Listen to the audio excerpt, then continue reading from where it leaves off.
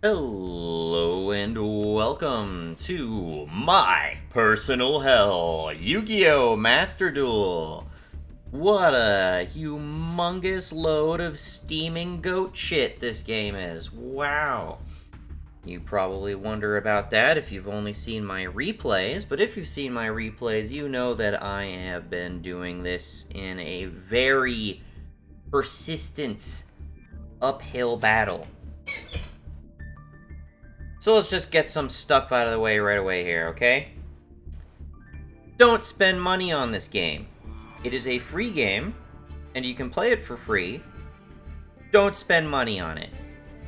Do not spend money on it. Better yet, don't even play it. If you like Yu-Gi-Oh!, or especially if you like the way Yu-Gi-Oh! Used to be, get Legacy of the Duelist. You get basically every era of Yu-Gi-Oh! Up to date on that game. Better game.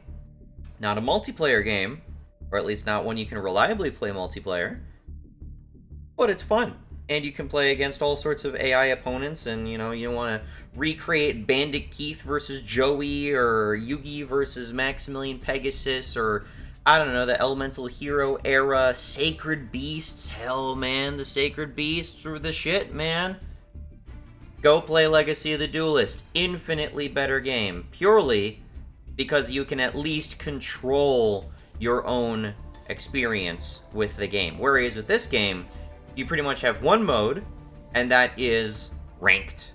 And ranked is the most unbalanced, bullshit, power-crept, garbage TCG gameplay experience I've ever fucking played in my life before. I talk so much shit about different genres of games, right? Or even particular series of games. If you know me, you probably know I hate the fuck out of Dark Souls. I hate the game mechanics. I hate the genre that it's inspired and polluted the fucking game space with. But you know what? You know what I don't do with that series? I can't hate on people who enjoy those games, because there are things to enjoy about those games, and I can totally understand why someone would get really seriously invested to those games. There's game worlds that are cool to explore, there's interesting stuff to do, there's stuff to unlock and explore. If there's like a guy with really cool armor and you beat him more often than not, you can get his really cool armor. That's really cool. Nothing to hate on that for. Now, I have some issues with the game mechanics, and I don't like that it ultimately just tanks my entire experience with the game, but I don't hate the player base as much as the player base loves to hate anyone that doesn't love the player base, you know? That does not hold true for Yu-Gi-Oh! Master Duel. In fact, I can think of no other game other than Yu-Gi-Oh! Master Duel in which I vehemently hate the fucking player base. I despise the people that play this game, and I really am no exception to it, because I'm really just feeding into this by playing it myself. The people who normalize the actions that Konami has taken with this game and have just it's enablement. It's enablement and Stockholm Syndrome altogether to create the most disgustingly degenerated, power-crept piece of game shit I've ever played. I've never played a game that has been so power-crept, whose original founding balance principles have been so radically disregarded and shat all over as this game.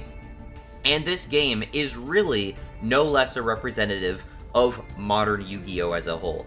Over 20-some years, they have managed to fuck this game so fucking hard up the ass. Though bizarrely, I've now spent an awful lot of time playing this game at this point. And weirdly, I actually am much better at this game than I am at Magic. I have a tremendous losing streak with modern games of Magic in the modern format. Thankfully, modern Magic actually has various formats that you can choose from, unlike Yu-Gi-Oh!, where there's only one supported anyway.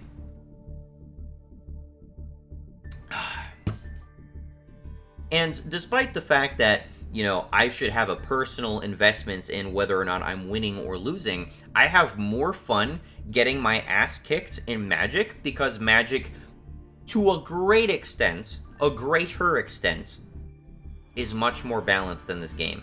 And that's really fucking disappointing, because for fucking ages, I was criticizing Magic and saying Magic should be taken the feather out of goddamn Yu-Gi-Oh's cap. Because back in 2006, or whenever it was the last time I played this fucking game, they had aggressive ban lists. And it wasn't just ban all copies of a card. Sometimes they would semi-limit a card, or limit a card to where you can only have one copy, or two copies. Maybe having more than one copy of a card in your deck is really overpowered, but only having one copy isn't really that overpowered. Like, for example, what was it called? Cross slash or whatever. Quick draw. It's the move where you mill a bunch of cards into your grave, and then if you draw a card immediately after that, and it's the same copy of that card, you do like a bazillion damage to your opponent. And it became an FTK deck. They shouldn't have released that card. They limited it, and now it's fair, because one copy of the card doesn't break the game, and you can't FTK with one copy of the card. So it's reasonable not to outright ban the card, but to only limit it, right? So examples like that are, you know, ideas that I, like, thought of, like, this is stuff that Yu-Gi-Oh! Does that is great, that other games, like Magic the Gathering, could be doing. It doesn't have to be so, they don't have to be so conservative with their ban list, so terrified of, like, banning cards, especially when they release so much fucking trash. I mean, I could do an entire fucking hour-plus long video on the pros and cons of these two different games, just in terms of, like, what one managed to do really well, and the other one just, for some reason, is so stupefyingly stupid it doesn't pick up the pieces. But at some point, those roles seem to have reversed, because now I can't help but think that the ban list in Yu-Gi-Oh! Is so unbelievably inadequate. There is so much shit in this game that should be outright banned, especially according to the standards of what qualified for a ban in the old school Yu-Gi-Oh! Days. Because nowadays, in Magic the Gathering, some of the oldest, most overpowered shit is still banned and will never be unbanned, because it is overpowered and will never be underpowered, right? It has been roughly as long, if not even longer, than the time frame that Yu-Gi-Oh! Has been out, and the Power 9 cards are not coming off the ban list, right? It's just not happening. But guess what? Yu-Gi-Oh! Why the fuck not? Sure, let's unban Cyberstein and see what happens. 20 bazillion different new flavors of FTK deck. Who could have possibly seen that coming? I guess we'll have to reban it, because we're fucking morons. And we just let this fucking go, unabated, even though we're completely aware of the issue for fucking months. Master Duel itself got no meaningful ban list update for its first several months, until suddenly, all of a sudden, they're like, oh shit, ban lists, that's right, that's a thing. Holy fuck. And then they started banning stuff, but it's still not enough. This game is still blown out the fucking ass unbalanced with so much of this stupid shit that's in it.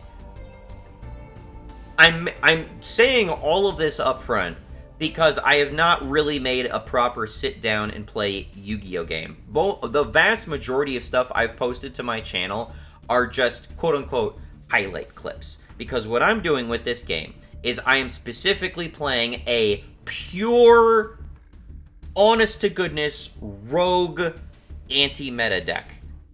As in, when people say anti-meta, they think, oh, dinosaurs. No, fuck you. No archetype. I am not playing an archetype in this game. I have never played an archetype in this game, and I have no intention of playing an archetype in this game, at least with any, like, sincere investments. I am playing a completely homebrew, original deck. Nobody else is playing this deck except me. And I'll just give you a peek at it. You'll see a bunch of other decks I just fuck around with briefly. Labyrinth Archfiends, that's just something I've tried out. Runic Mill.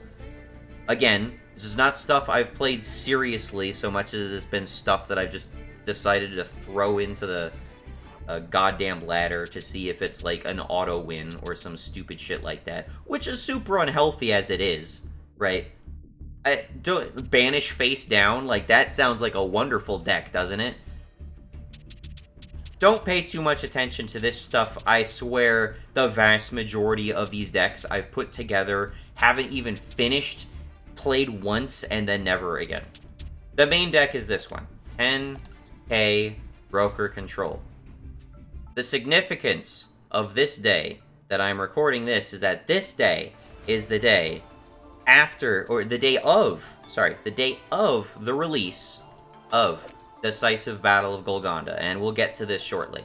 But anyway, as you can see, this is a spell and trap heavy deck, which is not the norm. It is not meta. That is not how anyone plays this game, except Eldritch players. And as you can see, there are no Eldritch cards in this deck whatsoever. I am running Magical Broker, 3 of, and it is a normal rarity card. Nobody plays this card. The only other deck I've ever seen that plays this card is Charmers, and that's purely because Magical Broker can give a little bit of card advantage, and it is fetchable with their field spell. That is literally it. Beyond that, as you can see, it's like no archetype. This is a Cyburst card. I barely have any Cyburst cards. I have Albaz cards, and I'm really only running the stuff in the extra deck just to specifically use this card. This is generic, this is generic, this is generic, this is generic, this is generic, this is generic, generic, generic, generic, generic, generic. Generic, generic. This just pitches other stuff for me to use. Like, there's no archetype, right? 10,000 Dragon does not have an archetype. Fierce Tiger Mongu does not have an archetype. I am not playing an archetype deck. That this fetches particular cards from an archetype is a means to an end. I am not using this as a quote-unquote, what the cool kids with the Yugi Zoomers would call an engine, which is honestly some of the most cynical fucking language I've ever heard in my life with regards to this game. It makes me fucking puke in my own mouth. Anyway.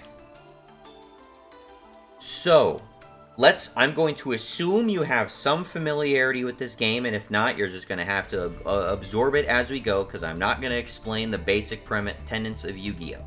But I'm going to have to explain this deck, because most people aren't going to know what the fuck I'm doing. So, 10k Broker Control. It's a control deck, first and foremost. Some people call that a stun deck. I'm not trying to stun. Some people, it's not beatdown. Stun decks win by beatdown. I almost never win by beatdown, and I'm not trying to win by beatdown. I'm trying to win by OTK, if possible, but more often than not, I will win either by my opponent forfeiting, because they can't do anything, or B, because they mill. They run out of cards, either because Soul Levy takes effect, or they're whipping through their deck far faster than me, and then they just can't do anything after a while, or I get Time Thief Redoer out, and Time Thief Redoer just decides to slap their ass for a few turns in a row, right? So, here's how this deck works. I'm going to go one card at a time. This is not the final form of this deck. I am starting this here because this is the lowest possible rank I can be right now. I am bronze tier. And as you can see, that is not, and I'd like to emphasize, I've not always been at bronze tier. I am level 31. You're not going to play this long and stay at bronze tier, level rank 5 at level 31.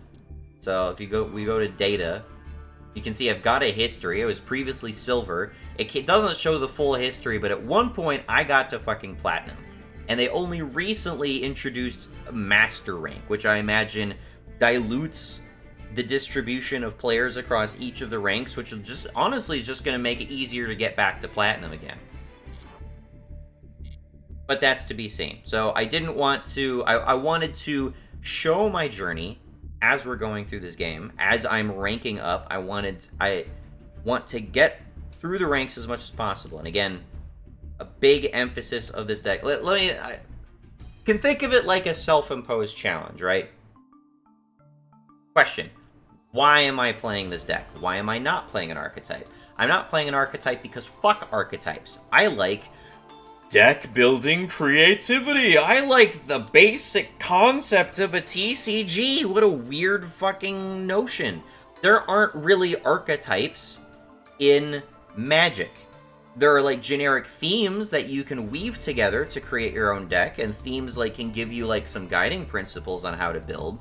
But the vast majority of cards in any given set of Magic are not going to lock you into one of up to 5 fucking sets of cards. Like, I can't just run one Usarctic card and expect it to accomplish anything of value without me simultaneously running 20 other Usarctic cards, right? It's just not how the game works. But I specifically am fighting back against that principle, because Yu-Gi-Oh! Used to work that way. And a lot of the cards that were really fucking good back in the day are still really fucking good now, and still are not dependent on an archetype to fetch them, or to do whatever with them, right? So, we're running with an archetype-less deck. It is a non-meta deck, and it is an anti-meta deck, because to compete, we have to be able to deal with meta competitors. People who are playing the most overpowered shit that is available now. When DPE came out for the first time, you'll be damn fucking skippy that I switched over and I grabbed Huge Revolution is Over, and I gotta say, that was probably the best decision I've ever made for upgrading this fucking deck. Huge Revolution is Over. Oh, the amount of distilled hatred that I collected just from running into DPE took a sharp discount. Sharp discount after I started running 3 of these in my deck. Fucking lovely. But I've, at the moment, replaced all of them for Decisive Battle of Golgonda because of reasons that I'll get to shortly. So anyway, let's just go over the cards individually. Oh, and one more thing to clarify.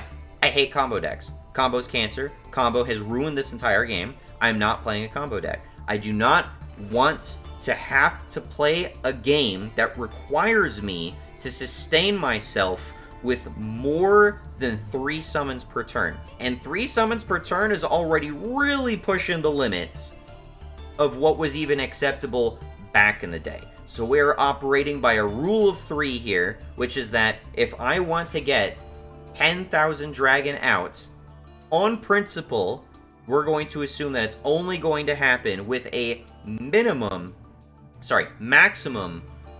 of 3 summons. He will be the 3rd summon. I can only do 2 other summons in the same turn before I get this guy out, because I'm not into that fucking 10,000 fucking hour turn 1 bullshit, right?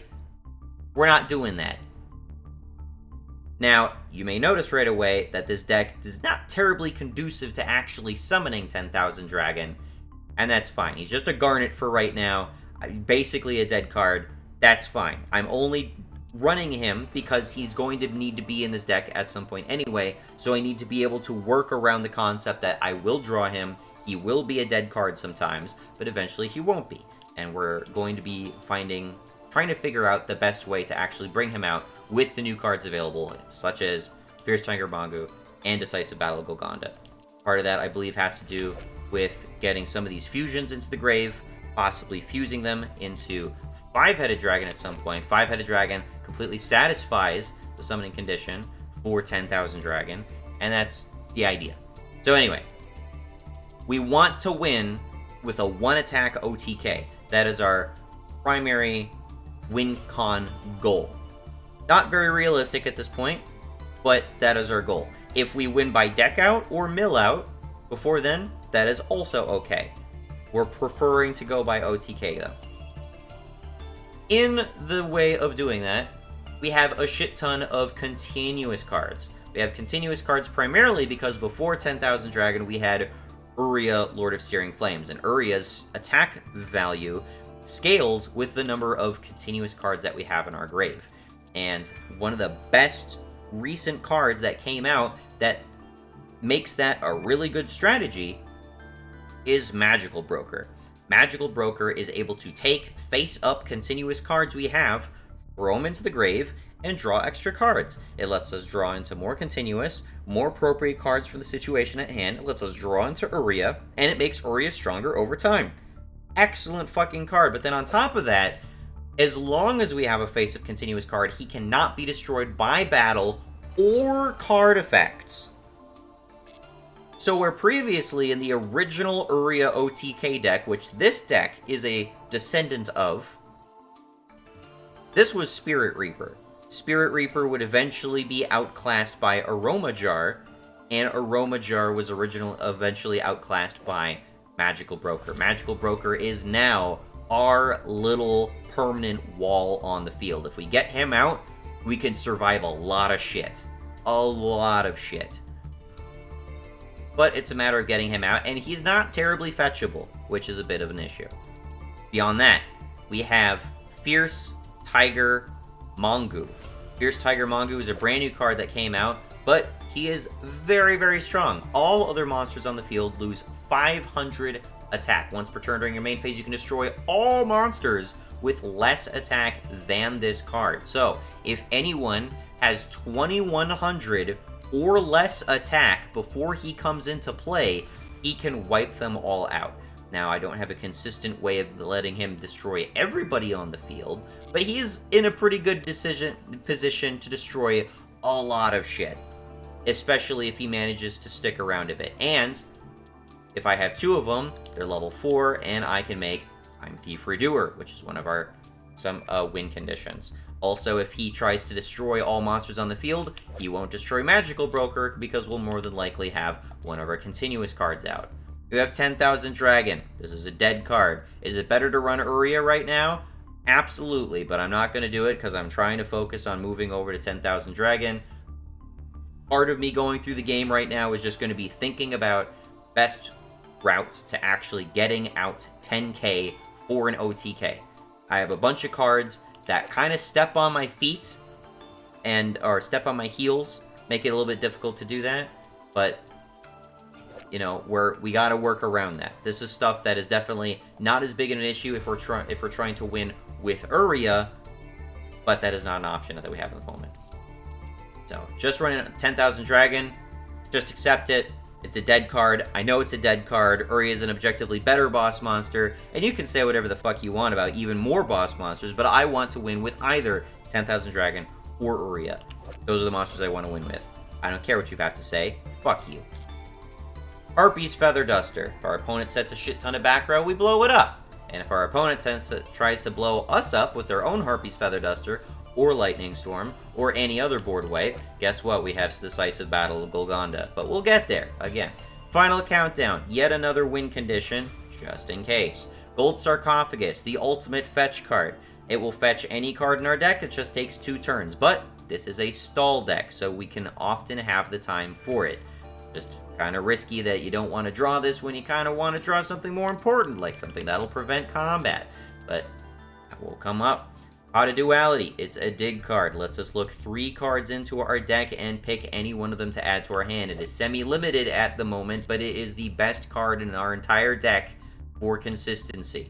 We also have Foolish Burial Goods. It lets us send any spell or trap from our deck to the grave. The main benefit of this is that it can send either Titanocider or Vivid Tail into the grave. The value of both of these cards is that Titanocider is a reusable, resettable, target any extra deck special summoned monster, permanently make its attack 0, and permanently negate its effects. And then if our opponent summons something else from the extra deck, we can just reset Titanocider, and then we just can keep using it until they run out of extra deck monsters. We hate the extra deck. There is so much shit our opponent can do with the extra deck. We want to punish the fuck out of it. Titanocider is one of the best cards that can do that. Also, we have Vivid Tail. Vivid Tail It's a whole lot of text, but it's very simple what it does. Basically, it will return one card that we have to our hands. Then it goes to the grave. When it's in the grave, it can return one face-up card we have to our hand. But when it does that, it resets itself.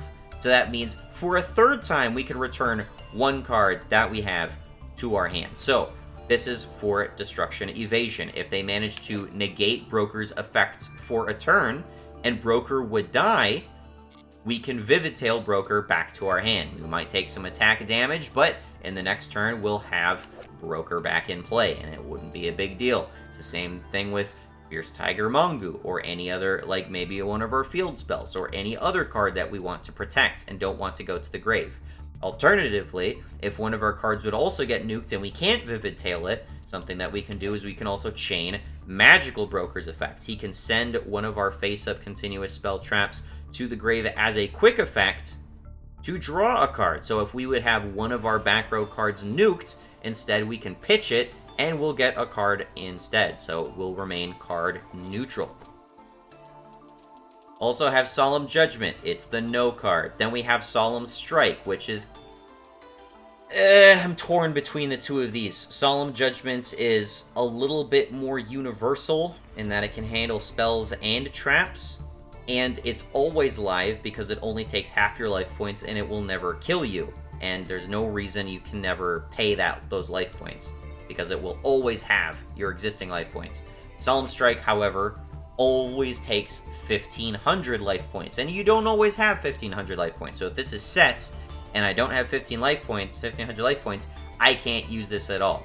On the flip side, this activates on monster effect activations, which means I can kill shit after it's already in play, which I can't do with Solemn Judgment. So this is a good turn 2 card if I need to go turn 2 and my opponent's already set up a bunch of threatening shit, which happens and is the biggest hurdle I gotta overcome. Fortunately, a lot of the big awful shit that has awful monster effects can be countered by Grave of the Super Ancient Organism. Level 6 or higher special summoned monsters on the field cannot declare attacks and cannot activate their effects. So that means almost every fusion boss monster, almost every synchro boss monster, and almost every main deck boss monster is completely shut down by this card, which is great. However, it also undermines 10,000 Dragons, so that's something we gotta bear in mind. Fiendish Chain, very simple. We target one monster our opponent can... It doesn't even have to be a monster our opponent controls. We can target our own monster with this. If we're fucking bored and we need to draw a card, we can just flip up Fiendish Chain, attach it to Magical Broker. Magical Broker's effects are negated, but Magical Broker can also chain the activation, or even after the activation, send Fiendish Chain to the grave as cost. Then once it's off the field, its effect negation is disabled, Broker's effect resolves, and then I get a card draw in exchange for this. So Fiendish Chain is basically like Phantom Knight's Fogblade, except it doesn't destroy itself, it sticks around long enough for Fiendish Chain to throw it away and get a card draw off of it. That's why we have Fiendish Chain, and running 3 Fiendish Chains statistically has proven very effective against high-level decks, in my experience. Lose 1 turn. It is a turn 1 skill drain, or I should say the first turn any monster comes into play, they are skill drained. In addition to that, they're immediately turned into defense position. So this doesn't work against Link monsters, which will be kind of a key weakness of this deck. But lose 1 turn can turn virtually every other monster to defense position, effectively saving us from attack damage if, say, we don't have other cards in play. Such as these cards I skipped over. Fire Prison. Fire Prison is a field spell. It's got a lot of text on it. It talks about dragons, talks about Cyber's monster effects. None of that's important. The most important part is that monsters cannot attack except Link monsters. So that contributes to our deck being, again, weak to Link monsters, but there isn't a lot of great Link monster hate in existence right now, unfortunately. And unfortunately, there's really a whole lot more leveled hate. So XYZ and Link monsters are immune to a lot of the shit we could throw at them, unfortunately. But that's also why Time Thief Redoer can work, despite lose 1 turn. And that's also why Codebreaker Virus Swordsman can come out and attack same turn, despite lose 1 turn. So lose 1 turn works well with Codebreaker Virus Swordsman. It can save us a lot of stuff, and some decks basically depend on effects that are activated on summon. So how many players run the Nightmare Link monsters?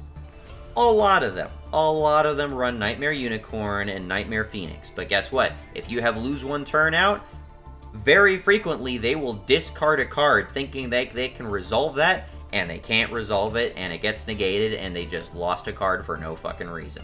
Which is amazing. And on top of that, a lot of people just do not understand how this card works at all. When they summon a monster, this card activates, they read it, and they say, oh, negate its effects during the turn that monster is summoned. That guy's trying to negate its effects. Well, guess what? I can chain that.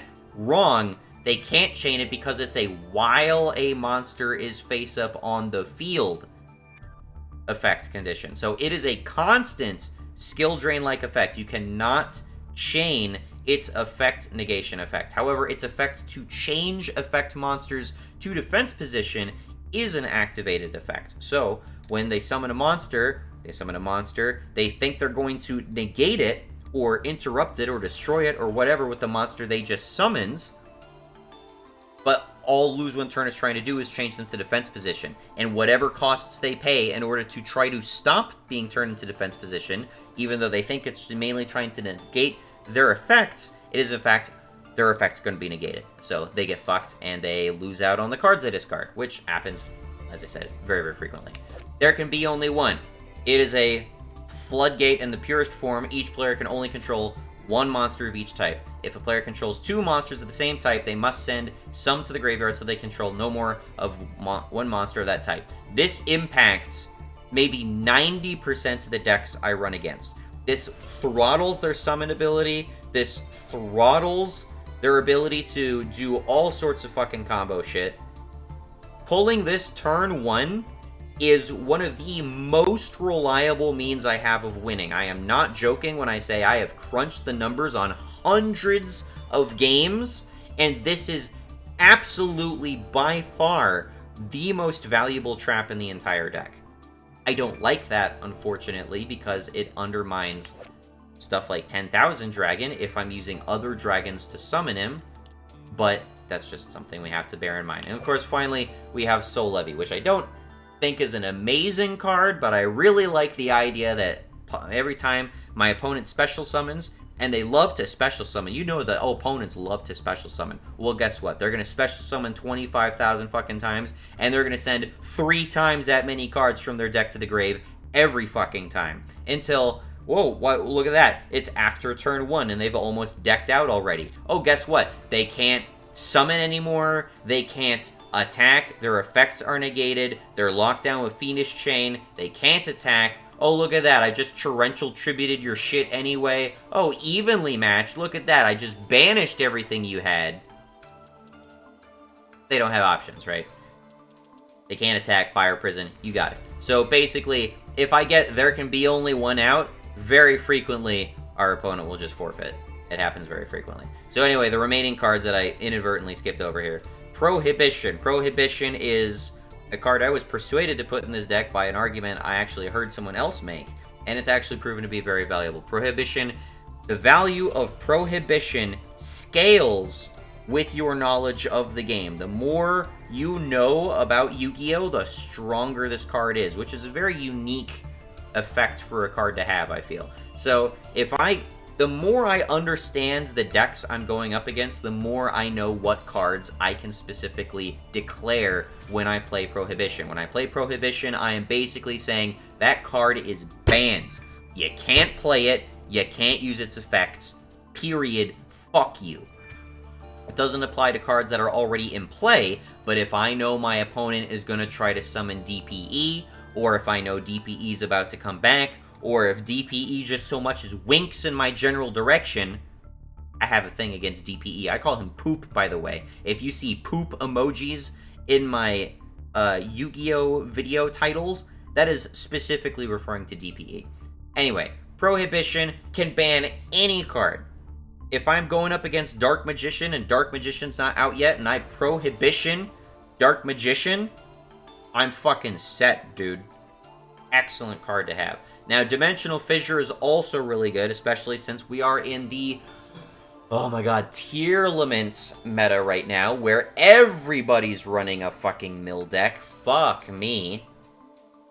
Well, guess what? Dimensional Fissure is a direct counter to that. However, I have less copies of it in my deck right now because I'm still not entirely sure how it interacts with Decisive Battle of Golgonda, which sends my own cards to the grave, and I don't want them to be in the grave. So that can be a sticking point, and I may have to take this out entirely, but do bear in mind that 3 copies of Dimensional Fissure in this deck would not go amiss. It is very strong against a lot of decks, not even just mill decks. Before we get to that, I have 2 more cards. We have Evenly Matched. Evenly Matched is mainly a turn 2 card, but it can be used if our opponent manages to wipe out a bunch of the stuff that we have. Evenly Matched, very simple. If our opponent has more cards than we do, we can force them to banish face down cards from their side of the field until they control the same amount as we do. If they go first and we go second, it is entirely acceptable for us to pass our battle phase, go directly to Evenly Matched, and banish on their turn. This is actually particularly good with decks that do not need to go into their battle phase right away. And we do not. We're not going to do a whole lot of battling with this deck, and that is fine. And of course, we have Witch's Strike, which I refuse to take out on principle. Witch's Strike is just too much fun not to resolve on people. Witch's Strike, very simple. If our opponent negates the normal or special summon of the monster, or, more importantly, the activation of a card or effect, which a lot of the worst cards in this game can do, we activate this, and they lose their whole field and their hands. Most of the time, our opponents will forfeit after this. This is basically a whole nother win con if our opponent manages to resolve, and that's the important part here. They can't just try to negate the activation. They have to successfully negate the activation of one of my cards or effects, or even their own cards or effects, and then we Witch's Strike them, and then more than likely the game is over right there. That would be amazing. So we have a bunch of board wipe cards in this deck. Fierce Tiger Mongoose, Torrential Tribute, Evenly Matched, Witch's Strike. It's all a little bit redundant. I don't actually want all these Torrential Tributes, given that we have Fierce Tiger Mongoose. And with Evenly Matched is probably going to be a lot less valuable now that we have, at long last, Decisive Battle of Golgonda. I was waiting for this card for 11 fucking months, dude. This is what's replacing my Huge Revolution is over. Decisive Battle of Golgonda is an Albaz card. Basically, the most important part, once per turn, if a card or cards, plural, you control would be destroyed by battle or card effect, you can send a fusion monster, such as this, or this, from your extra deck to the graveyard instead. The instead condition functions very similarly to another card called Blockout Curtain. Blockout Curtain is a very similar effect. Blockout Curtain effectively says, if one of your cards would be destroyed, you can destroy this card instead.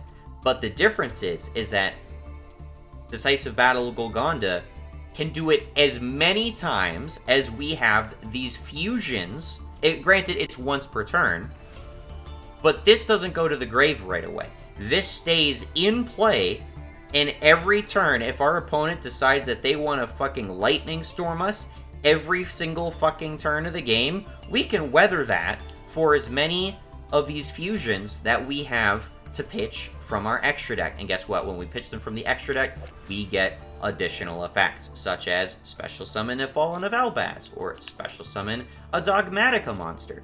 I do have a copy of Fallen of Albaz. It's not in the deck right now. It's fine. Again, we're just play testing. We're needing to get some more resources. Yada, yada, yada. This is an incomplete state right now, but I'm informing you what we have available. The whole purpose to Decisive Battle of Golgonda is it makes us super fucking tanky. God tier tanky. This is, at present, to the best of my knowledge, the absolute best board protection card in the entire game. And it's generic, even though, you know, it requires Albaz fusions in the extra deck. If you're not using the extra deck for much, and I'm not, this is a shoo-in.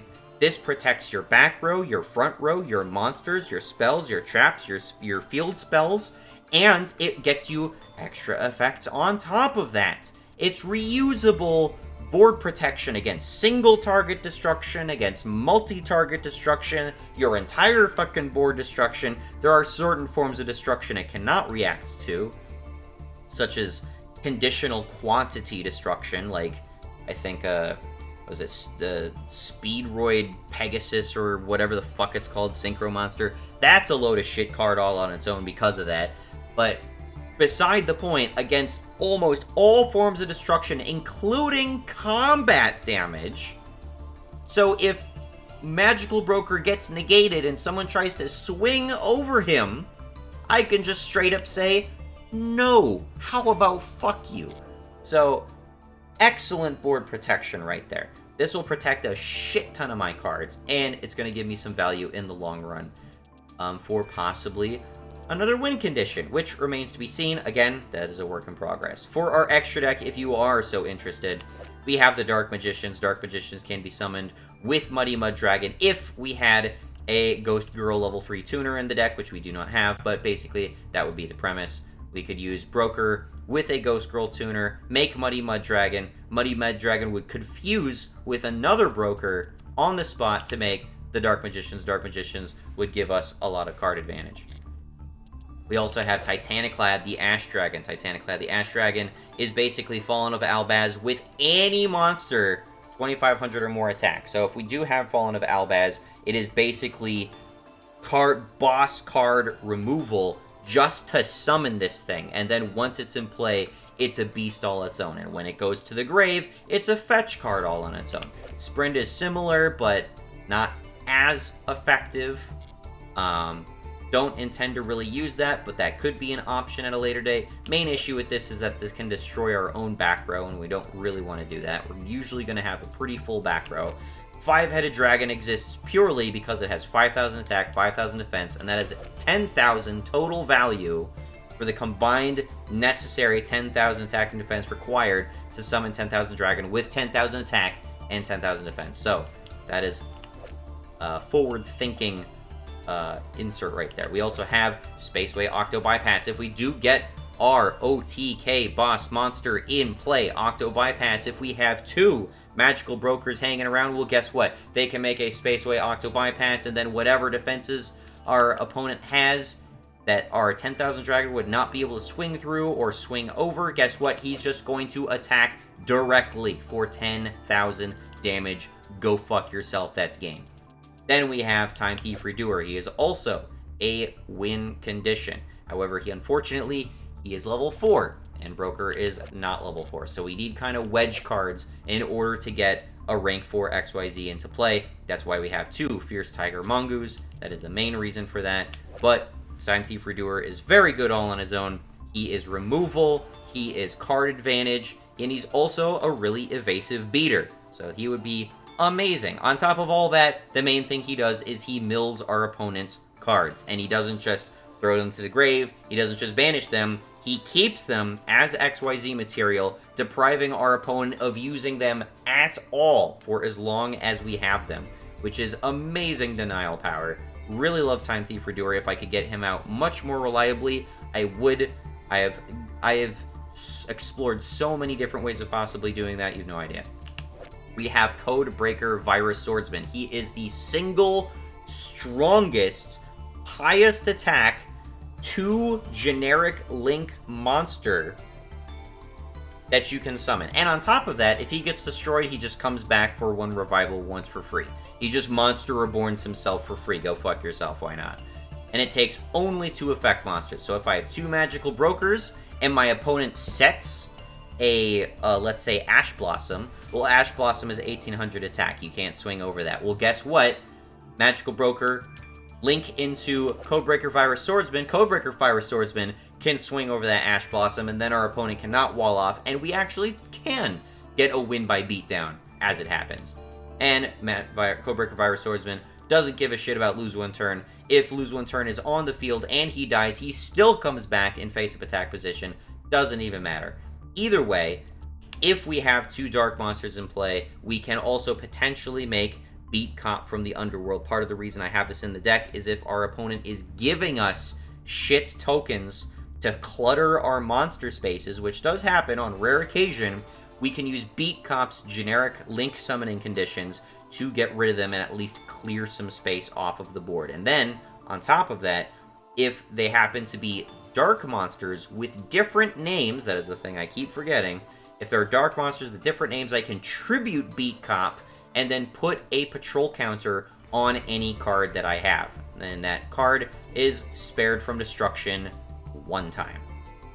So, as you can see, this is very defensive, very turtle-y, stall-oriented deck. And as you see it at the moment, it's pretty much all built around locking down our opponent, making it really hard for them to do anything, and invoking that oh so fucking beautiful irony when other players tell me, "You're not letting me play the game," which is such a beautiful statement here, coming out of the mouth of some shit-sucking fucking asshole who just spent the last 20 minutes combo summoning every fucking field space that he had, and then passing the turn to me so that I could set 2 and pass.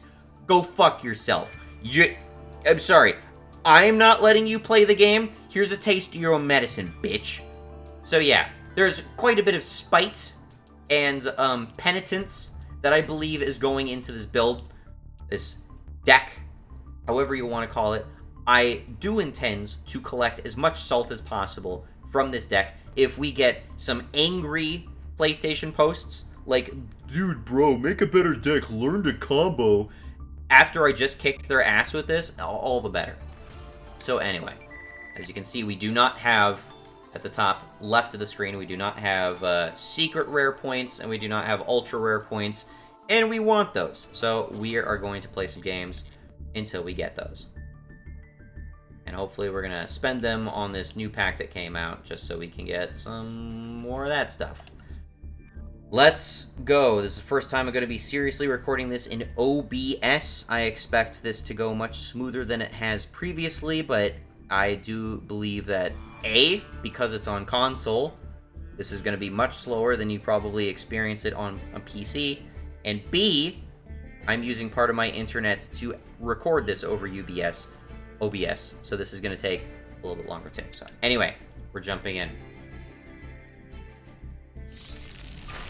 Standard. Season 18 has begun. Here we go. Starting at the lowest possible rank above the tutorial ranks. Rank 5 Bronze.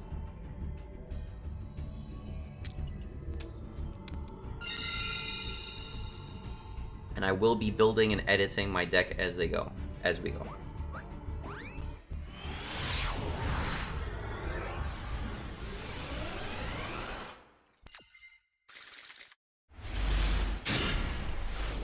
We're going first.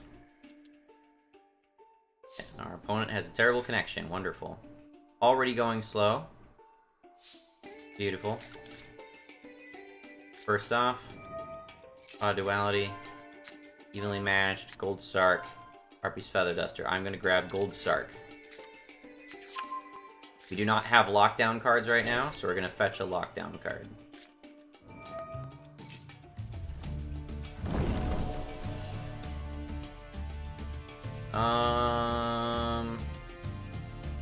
Let's go for Decisive Battle of Golgonda, actually. Not really a lockdown card, but it can definitely get the job done. I already have a relatively safe Magical Broker, so we're going to just go right into Prohibition. Oh, that's interesting. It's the usage rate is brand new. I haven't seen that, but I turned it on in the settings to see what that's at. Very curious. Anyway, we are going to search for Harpy's Feather Duster, just because we do not want to get Harpied right away.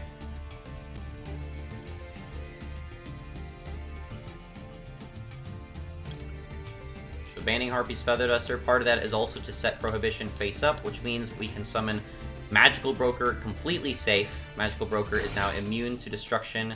Oh, look at that usage rate, that beautiful usage rate. He is immune to battle destruction and card effect destruction. We're going to set Phoenix Chain and Torrential Tribute. Torrential Tribute will not kill Broker. Let's see what they do.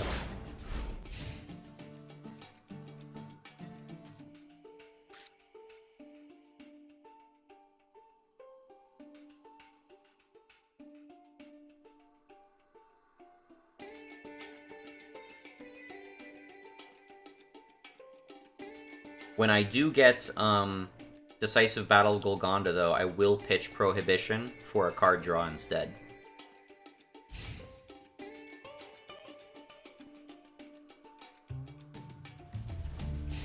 This guy's got an incomplete extra deck and a full main deck, so I don't know what he's playing.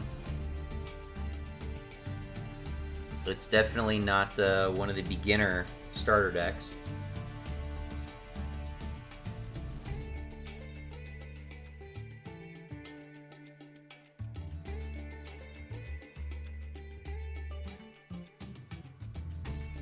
I'm pretty sure this is not my internet making this take forever. I think this player is just really fucking slow.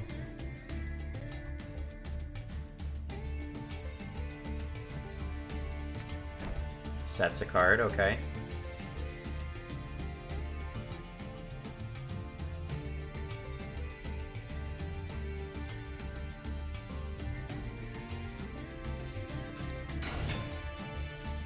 Eco, hold up.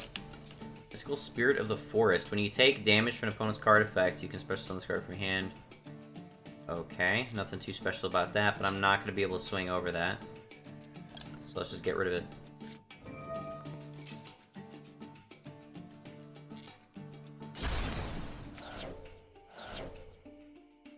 I don't know where he's going with that, but it seems like an unremarkable card, so... Is there some way to look at usage card info?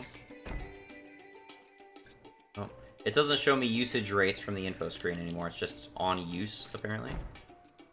A bunch of back row.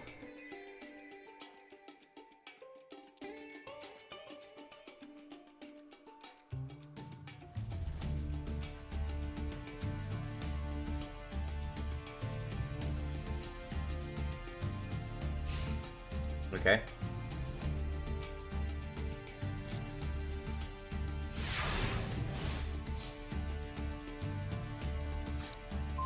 Lose one turn, that's good.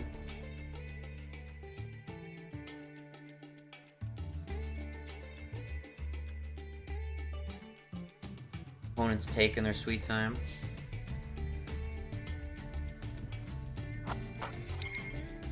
Gold Sark ticks down. We'll set, lose one turn. And I will go to battle to attack for 15.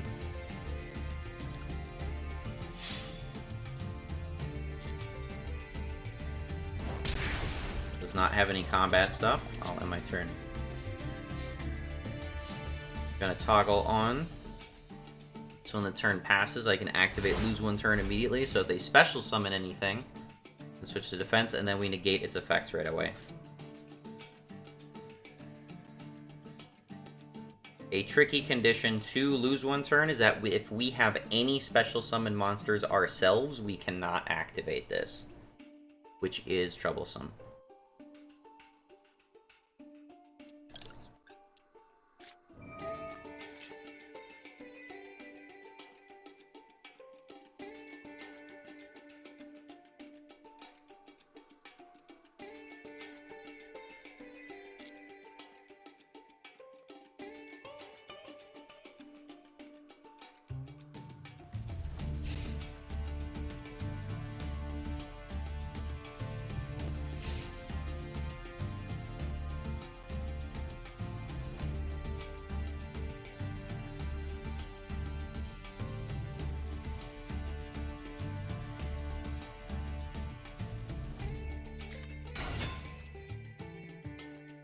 Okay, that matches with me.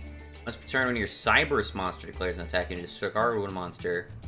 That attacking monster gains 600 attack. So he can temporarily gain an attack boost over me if he's attacking. So at most he's going to do 600 damage to me if he keeps this, which is fine. I don't worry about that. Because I can attack back and only one of us will die because I can't die by battle. Okay, he's not even going to use it. It's just going to be there. I'm just going to let me kill it.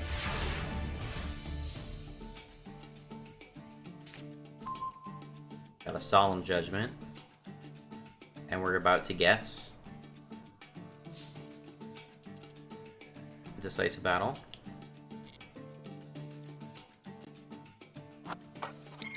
There it is.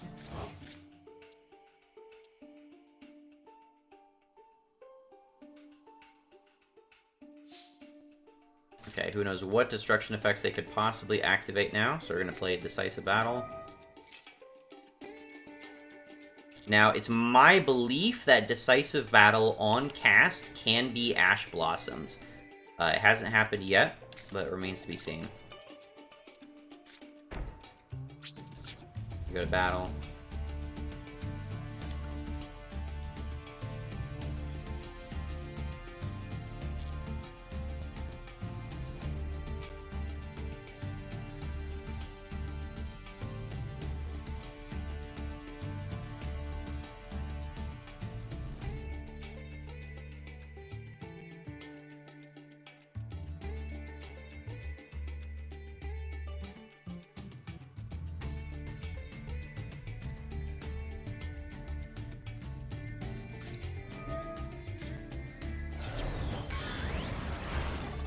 Alright, reduced his attack, but kept it so he didn't die.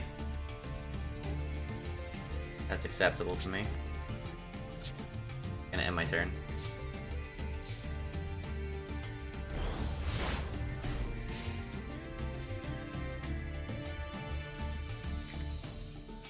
If he summons anything that's a threat, I can Solemn Judgment it. Unless he uses a spell or trap to summon it. But the spell and trap can be negated if I have to. The trouble is that I don't know what sort of threats are necessarily coming from anything they play.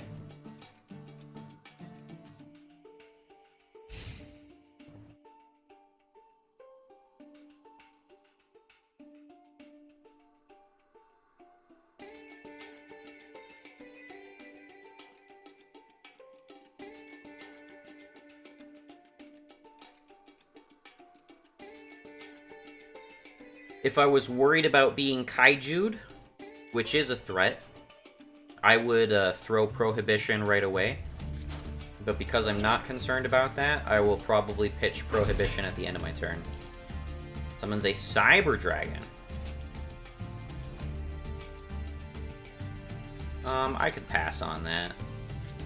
I'd rather keep beating you down.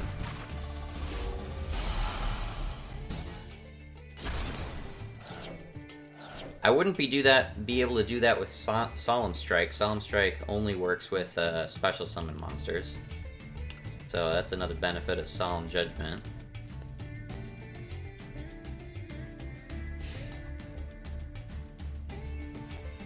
And you evenly matched me. That is the only reason I think you should be going to battle phase right now. Nope. They're probably not too familiar with this game, considering they are the lowest rank possible, but here I am. Alright, I'm gonna pitch Prohibition. If they tried to like negate and destroy me, it really wouldn't make a difference.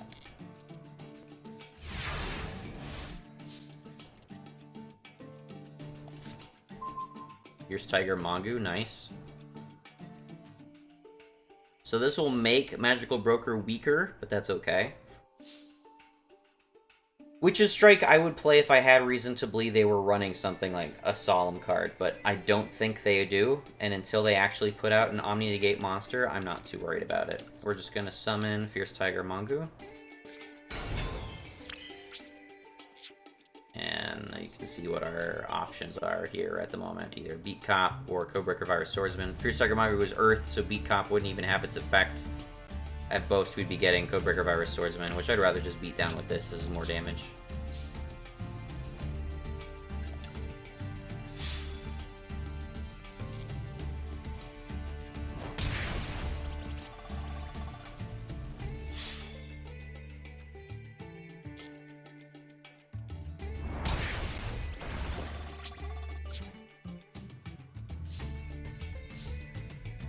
If I wanted to, I could potentially use Fierce Tiger Mungu on myself, and then negate it, or quote-unquote negate it, with Decisive Battle.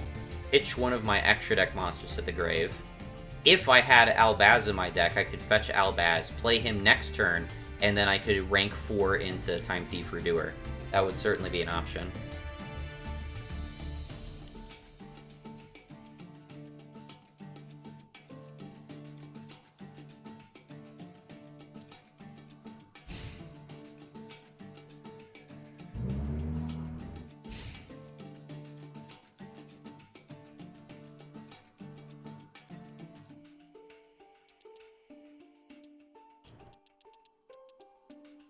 It's not super clear what kind of deck they're running. I see Cybers, I see Cyber Dragons, a couple plant monsters. I really don't know what kind of deck this is.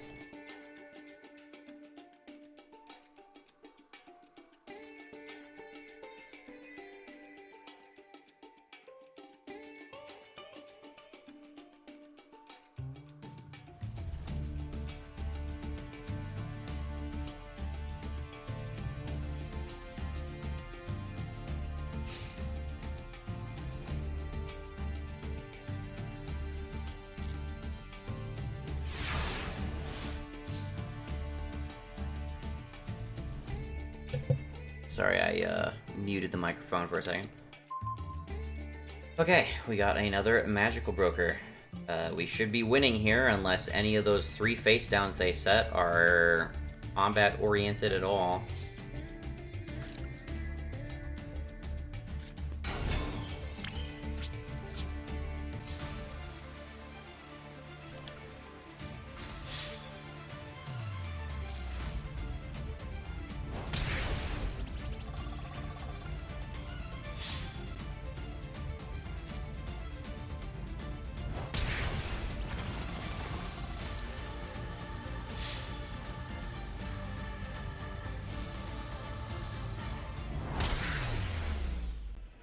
Alright. That was just a little bit underwhelming. First game, though, first win. Rank up. And we got some good rewards for that. Rank up rewards will definitely go a ways to helping this. Alright, so I do have an Albaz. I think I should be adding that. Let me find him.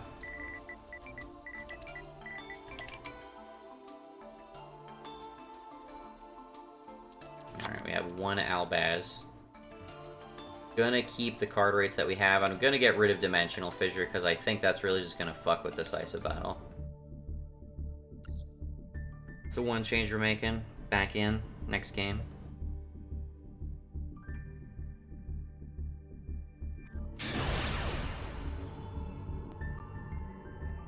Alright, it's a different duel case, so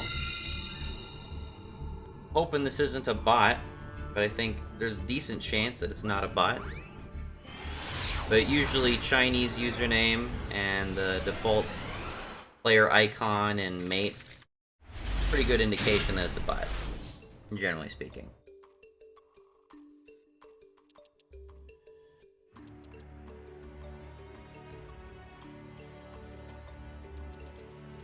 They, once again, oh, they have 5 cards in their extra deck, and they're already consuming my draw phase for no reason. So I'm going to say that this is a bot. If it is a bot, though, that's a pretty much guaranteed win for me, because the DD Dynamite bots got nuked a long while ago. Not nearly fast enough. DD Dynamite bots, that's fucking the shit that was. Alright, very first play, Decisive Battle. If I have Decisive Battle at all, it is imperative that it is the first card I play because it protects all further cards I play. Rarely low usage rate for that. I am not going to play Fierce Tiger Mongoose because I do not want to give them something that they can destroy. So I'm just going to make it so they can't attack, except with Link monsters. And if they summon a Link monster, we basically nuke it with Titanicider. And if they try to destroy anything that I have, I can't be destroyed by anything.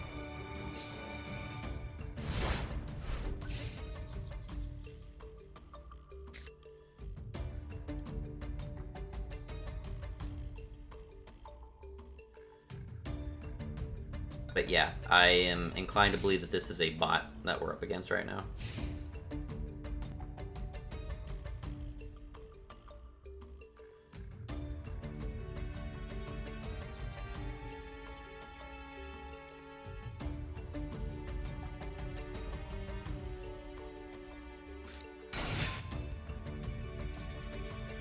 Salamangreat.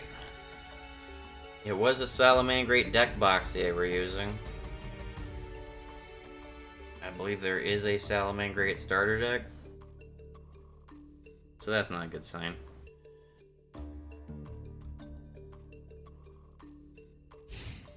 That's it. Okay. Simple enough.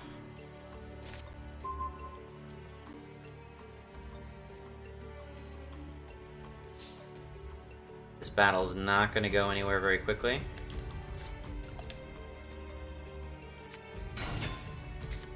But that's okay, because I have patience. So Vivid Tail can help us bounce any of our cards back to our hands if they're at risk. Great Sand Sea Gold Golgonda.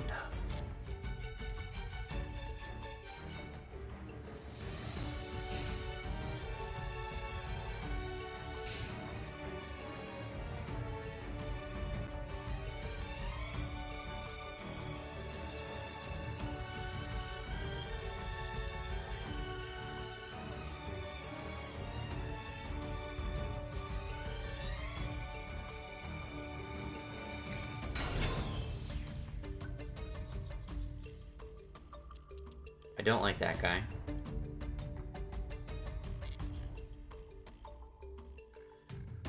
If this card is in your graveyard and a face-up spell trap is on the field, you can discard a Salamangreat, special summon this card, then you can destroy one face-up spell trap on the field. I don't like that card. That is a pain in the butt. You can't attack during this battle phase. Not like a human couldn't make that mistake, and don't make that mistake. But a bot would definitely make that mistake, not knowing how this card works.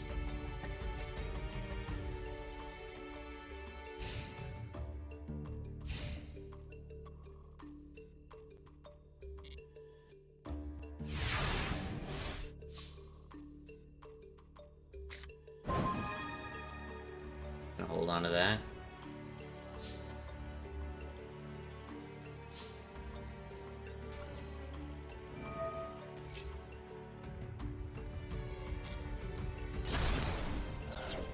So you can bring him back to pop one of our cards, but Decisive Battle can definitely do something about that. Best part about Decisive Battle is that it is not just that it's recurring destruction prevention, but it's also unreactable destruction prevention, because this does not cause an effect chain. Your opponent cannot change to this effect.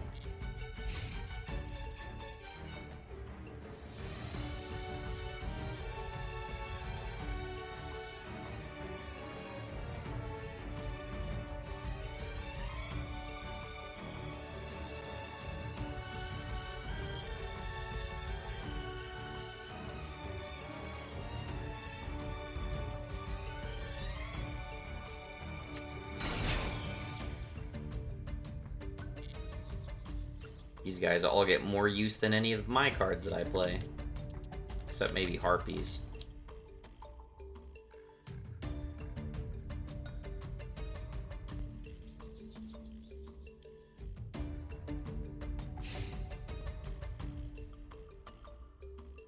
can't attack.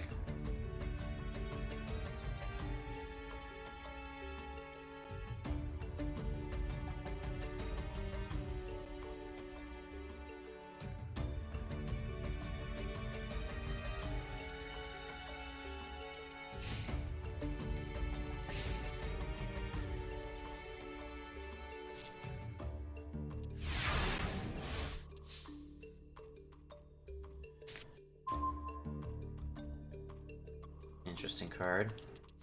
I could use it to deal with Foxy. Bison would be an issue, though.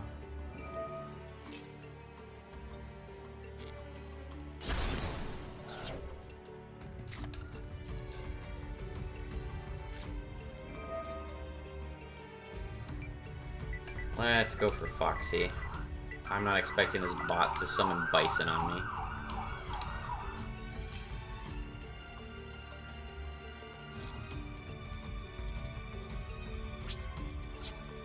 Something that's very likely to happen is that this bot takes too much time to dwell on its answers, and it times out, and I win that way. I can win by timeout. It's happened. I don't think I've ever lost by timeout, at least not without deliberately wasting my opponent's time, which I have done. I'm not above that. I will deliberately waste my opponent's time if they've deliberately wasted my time.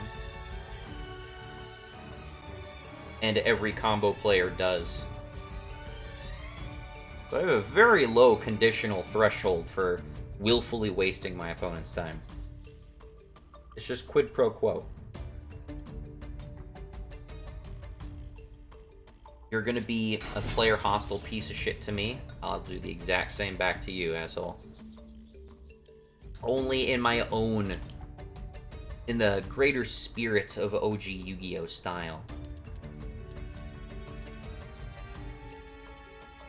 Not gonna be doing it by playing like 40 fucking cards on my first turn. Colossal dickhead.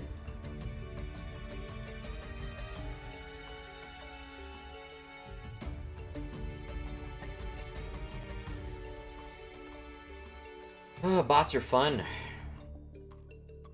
A normal summon pass. Riveting gameplay. Be beating you down right now, if not for my own fire prison, which I should probably replace. Not that Dark Sanctuary is amazing, but Dark Sanctuary is also an ultra rare. Not great.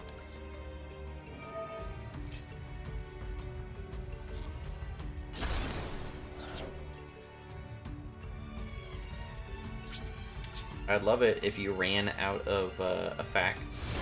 Ran out of monsters you could summon. I doubt you have, but it'd be great if you did.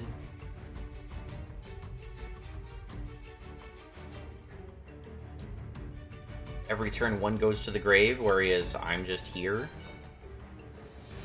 Granted, Fearsome Tiger Mongu is definitely overpowered.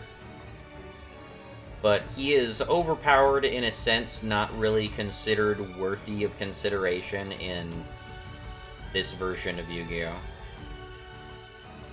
Modern Yu-Gi-Oh! I don't think gives much of a shit about this card. That's why it's only R rarity. It's just kind of whatever to other players. But if I can use it to make them think it's a little bit more than whatever, well, hey. That's the advantage of surprise. It's like you ran out of monsters. Oopsie daisy.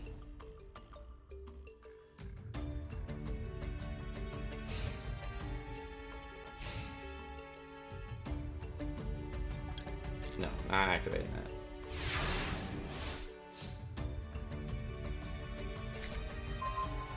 Another Decisive Battle.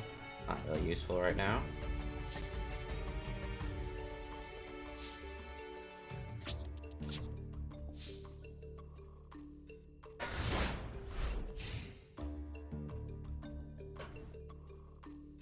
Already bored with this. Fucking bots. Wish the people who put these onto the servers would just hang themselves.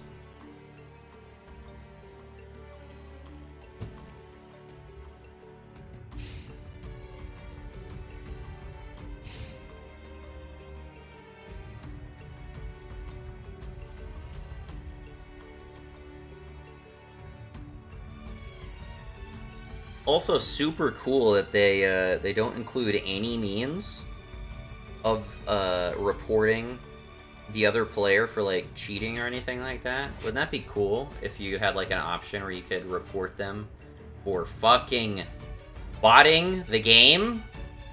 Man, that'd be amazing. Imagine if that was a thing, huh? Imagine if Konami gave the slightest wink of a shit.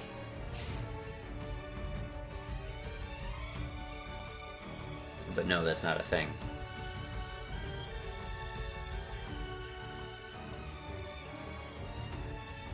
They would rather leave FTK decks unhindered for fucking months until it vaguely, potentially impacts their bottom line.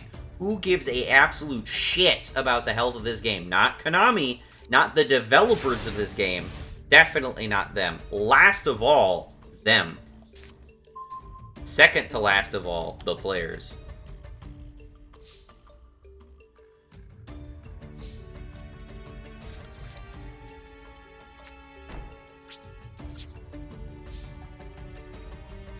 Like I said, it's going to be slow. I do not have fast means of winning.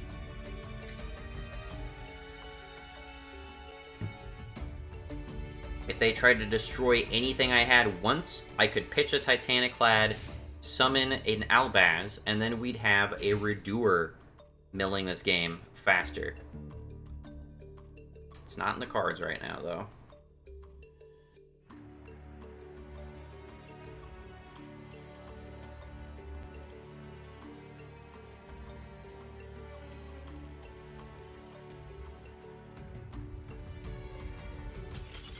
Finally. It says opponents surrendered, but that sounds like a load of shit to me. I'm pretty sure they would just otherwise time out. I'm not sure if they just pre-programmed the bot to like auto-surrender after a period of time. I'm quite confident that they do that. But yeah, I would put money on that having been a bot. Another rank up. More gems. Beautiful. There's one more win. You getting somewhere? I want to get up to 1,000. If we can spend 1,000, we get a guaranteed super rare out of the next pack we buy.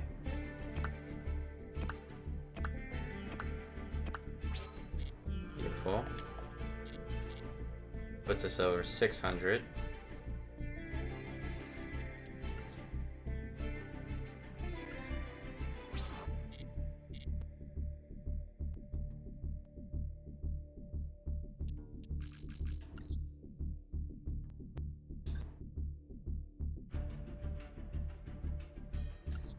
Hopefully we have someone other than a bot.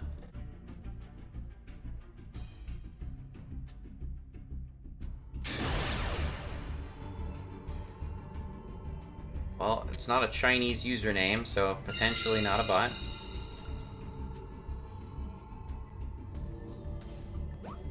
You might think that my deck would be better suited as focusing on a going second deck, but you're missing an important piece of the puzzle.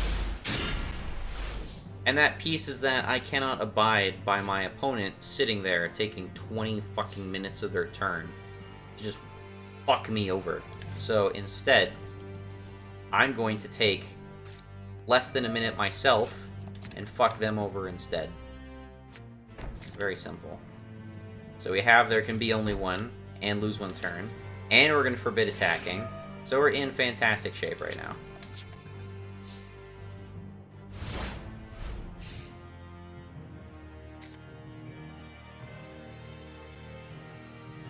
During their draw phase.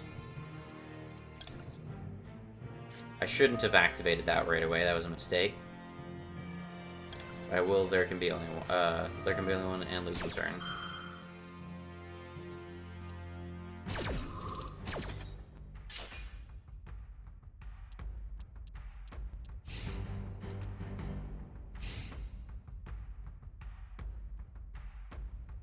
I don't know what the little check mark and card activation icon represents. What is this? Oh, it's a Photon Galaxy deck? Okay. I'm not terribly worried about that. Galaxy Brave.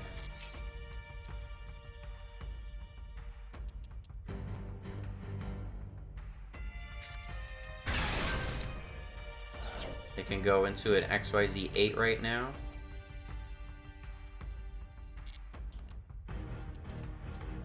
If they're not a warrior or dinosaur. It's gonna be a dragon, I'll bet. It was a dragon, I knew it. Alright, so this guy can negate, he can negate spell activations, but guess what? This is not a spell activation.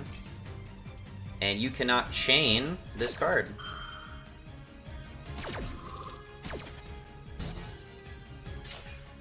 So I don't think Harbinger is going to be quite that useful to them.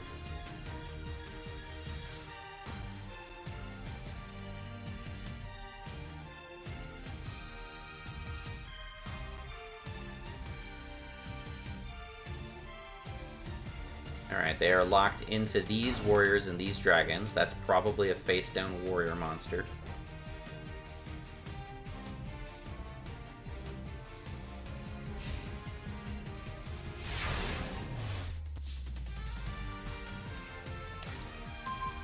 Nice. Spell Levy. We can start milling them.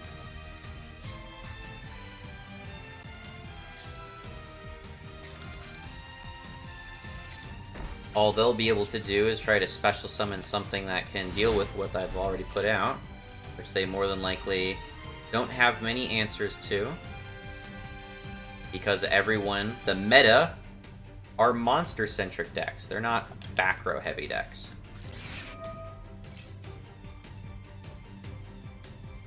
And Eldritch fell out of favor a while back, so people really aren't running back row destruction. And that will be their undoing. Turn into attack, doesn't matter.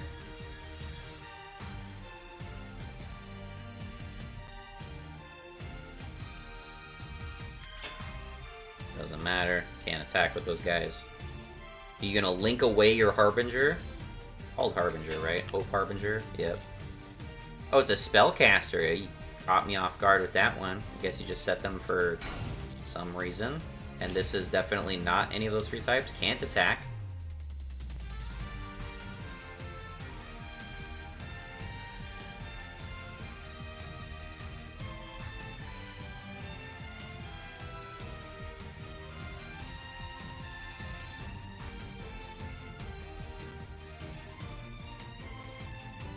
Trying to figure out why they can't attack. Fire Prison doesn't exactly spell it out right away.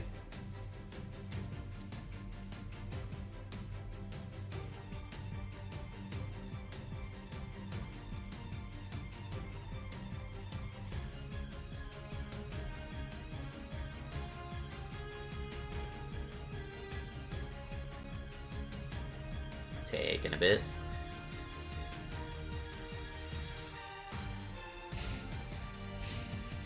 There we go.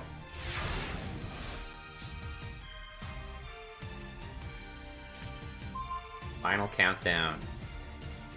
Put this game on a timer.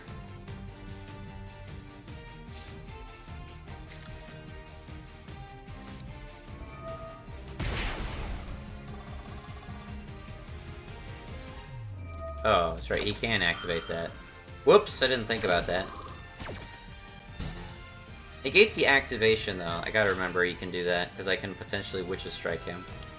Alright, so that was just a waste of 2,000 life points. I didn't think that one through. My mistake. If he does manage to out my Fire Prison, I'm probably in more trouble than 2,000 life points even really matters, because he can hit me with 5,000 right now.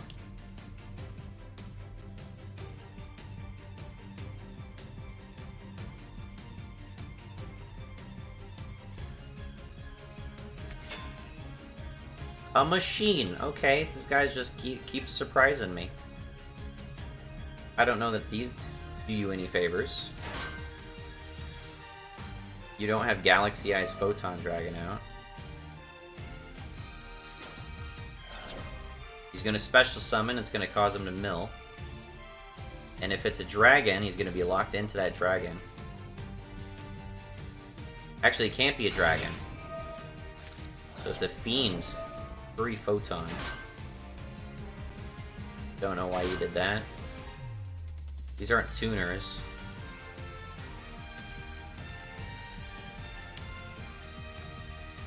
Photon Sanctuary.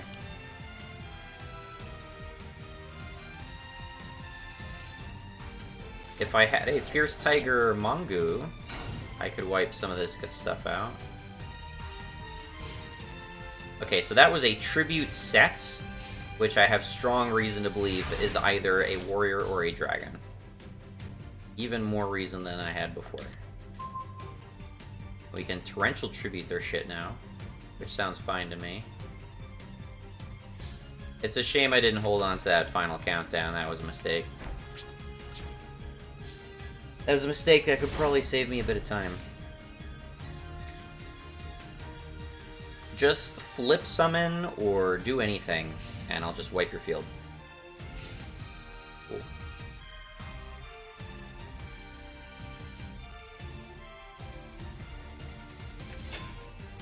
Yes.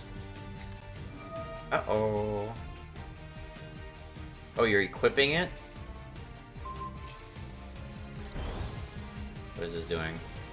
Cannot be destroyed by battle? Whoop-de-doo. Okay. Now he's throwing it as a fetch. God, that's kind of shitty artwork. I really don't like how this guy looks in general either.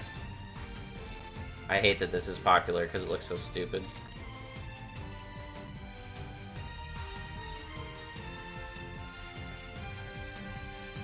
Straight up banning and just banning spell cards with this thing out is just fucking overpowered all on its own. So many things wrong with this piece of shit card.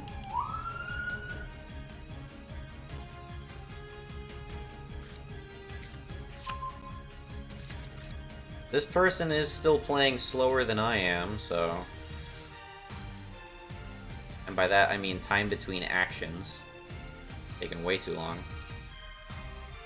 It's weird that people will say that they hate slow games like this, but they'll take a goddamn eternity for themselves on their one turn, on their own turn, and then decry me for, like, taking 2 seconds to just force them to pass their next turn. Like, shut the fuck up, man. Do not goddamn talk to me about, like, not letting you play the game, or wasting your time, or whatever the hell. In zero fucking position to talk. Don't have to do anything. This is fine.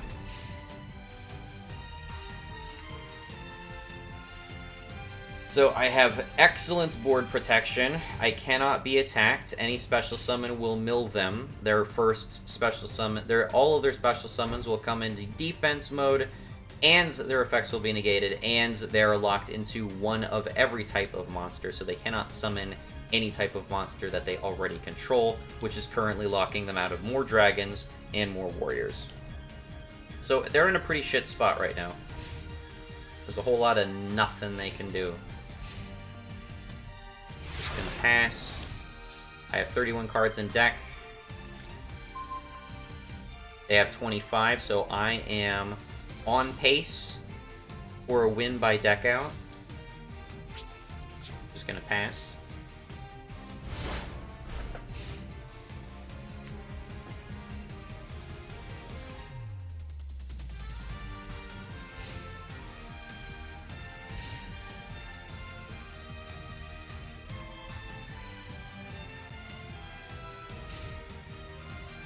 Still can't attack. Be nice if you flip summon something.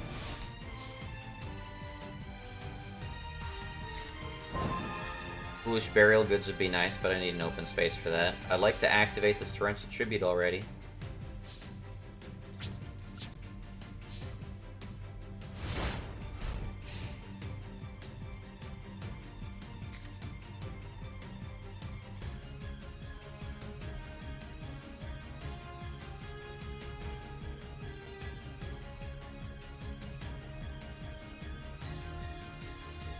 By the way, if you're questioning the username traps are gay, and you don't understand that it's a double entendre and it's also a self-denigrating username, then you're just missing the joke entirely.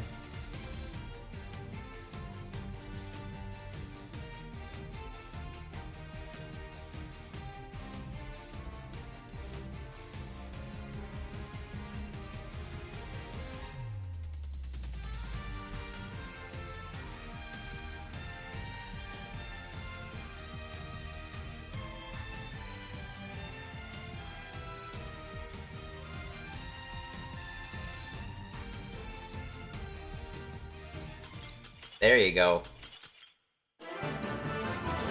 Third game, third win. And that's another rank up.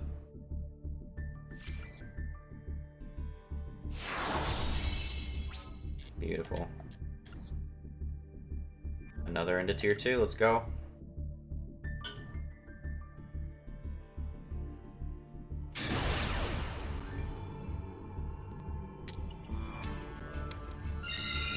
Go first again. This is also potentially a bot, unfortunately. It's actually Japanese characters this time, though, not Chinese characters, so we might be spared. They have no extra deck, as opposed to 5 cards in their extra deck, so that's actually kind of promising. 5 cards specifically tends to be an issue, but they're also taking turn on my draw phase, so I'm just going to assume that they're just fucking a bot again. The hell do you have to do during my draw phase, dude? Nothing, that's what I thought. Decisive Battle.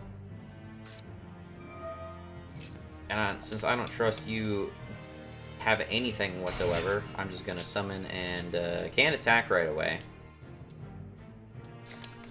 I don't want this to take fucking forever. I'm not gonna play Fire Prison right away. I don't think they can do anything against me. I think they're just a bot, so we're just gonna go off that assumption.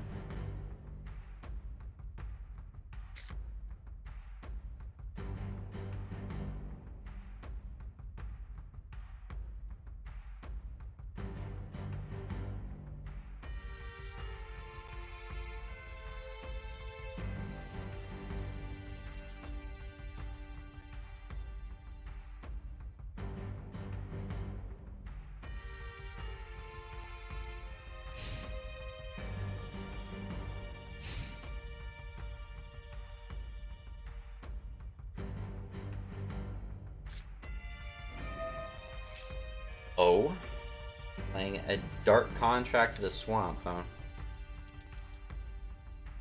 This is a shitty DD deck.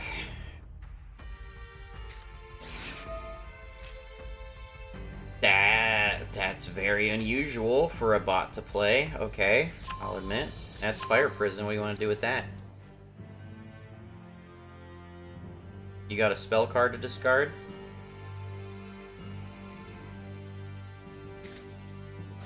Gonna give me Old Mine. Didn't like Fire Prison, huh? Got rid of Abyssal Designator. What the hell kind of deck is this?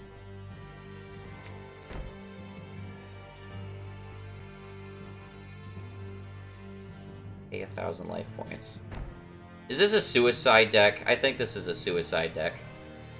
This has lose 1,000 life points. This costs some life points every turn. This pack costs life points to pay. I think this is just a suicide deck.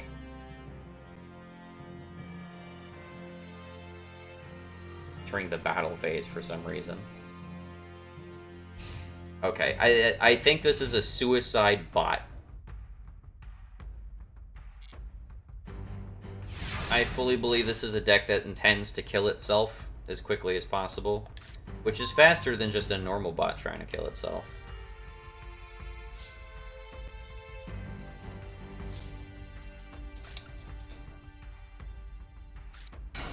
I'm just gonna attack.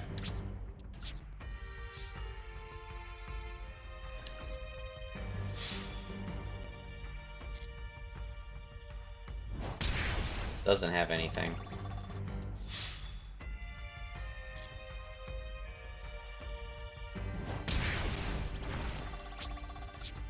Yeah, I think this is a suicide bot.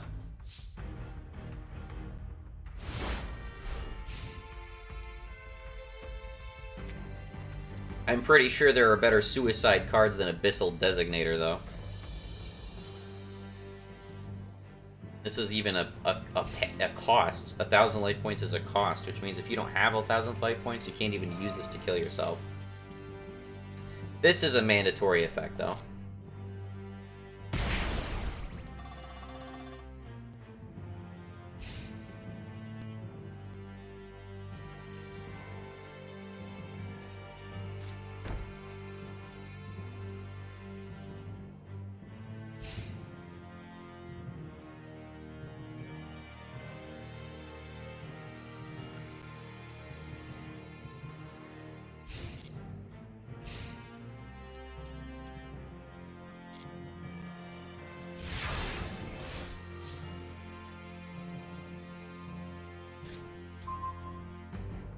That's not going to come in too much handy.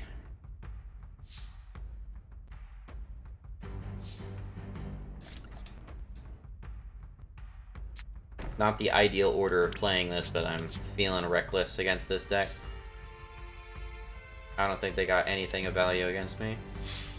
Just a whole bunch of cards intended to kill themselves with.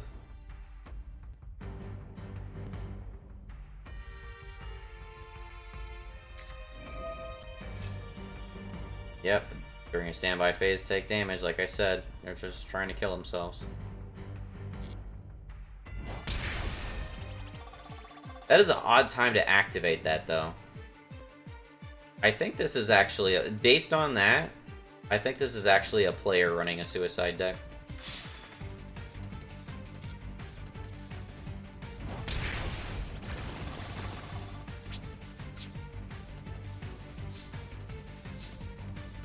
A very slow and annoying player. I can't imagine why a bot would activate that during the combat step if they have nothing they can use it with. That is a very human move to do. Activate something for the shit of it.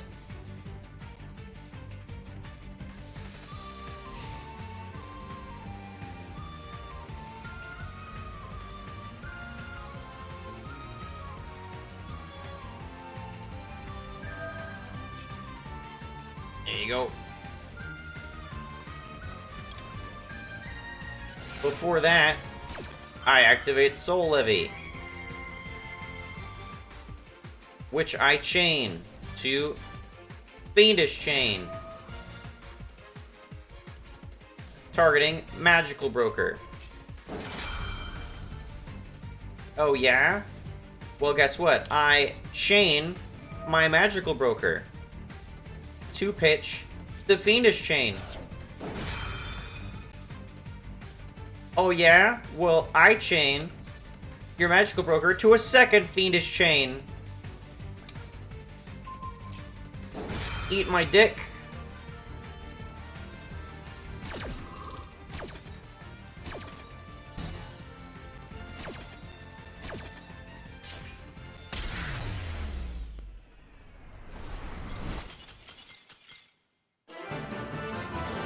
On a win streak. Against some pretty underwhelming opponents, but what do you expect? A, it's Master Duel. B, it's Bronze Tier.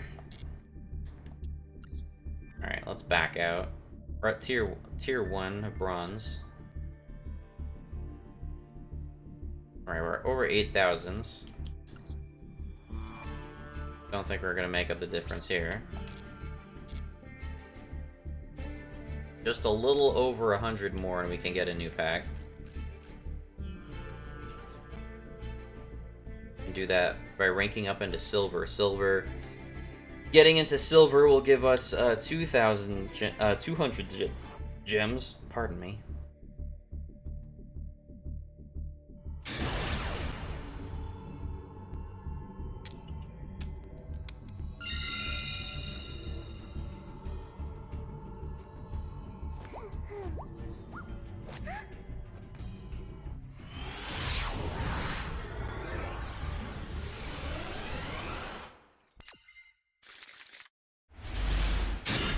starting with Albaz, which is not amazing.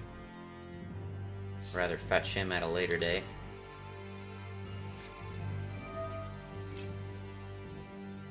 What are our options here?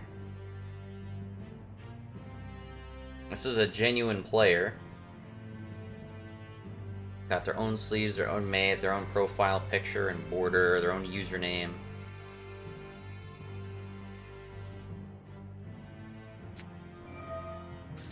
What the fuck? You're gonna special summon a Dragonmaid turn 1 on me, huh? Why?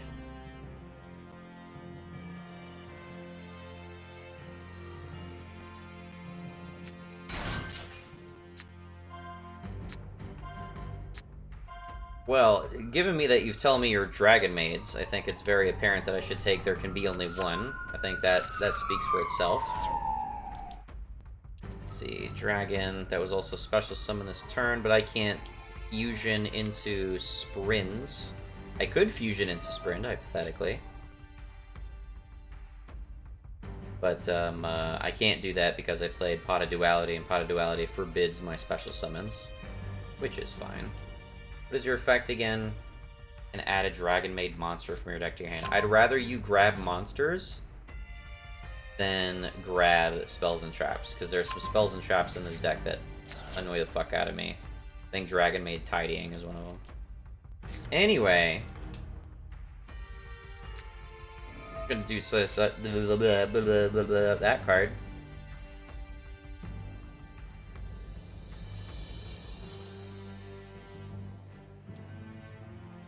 What is the card you drew? Does that have a quick effect? You can discard this card, target one Dragonmaid monster you control against 2,000 attack. It's not even in attack position. But okay, I guess you want to beat me down early. Good luck with that. There can be only one is going to shut down your deck hard. Not to mention, this card is going to disable your fusions and your stronger monsters. Fire Prison. I don't even feel motivated to summon Fallen of Albaz, because you're just going to be fucked either way.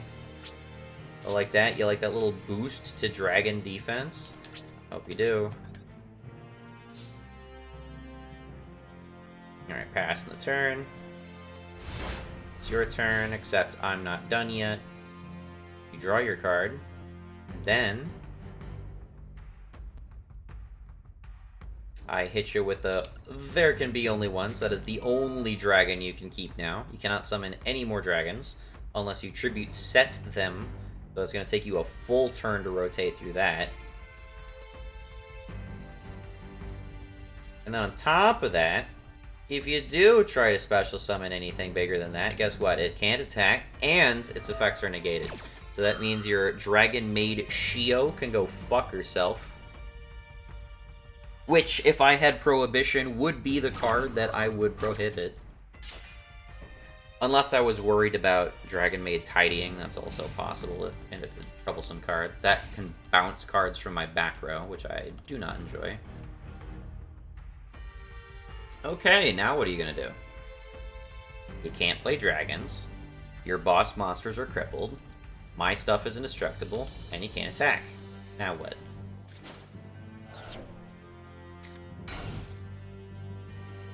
Tribute 6 for a level 6 or 7. Or, sorry, level 5 or 6. This dragon that you grabbed was one of those, right? No, that's level 8. She has a different level 5 or 6. The fuck is this thing? No, you can't attack. You do not know what this card does, because its usage rate is ridiculously low. So you just entered the battle phase and didn't realize you can't actually do anything. Oops.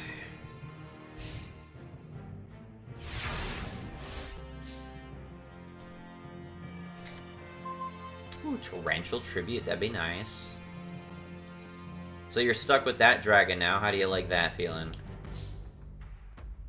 Giving you the fuzzies? Gonna keep Balbaz in hands.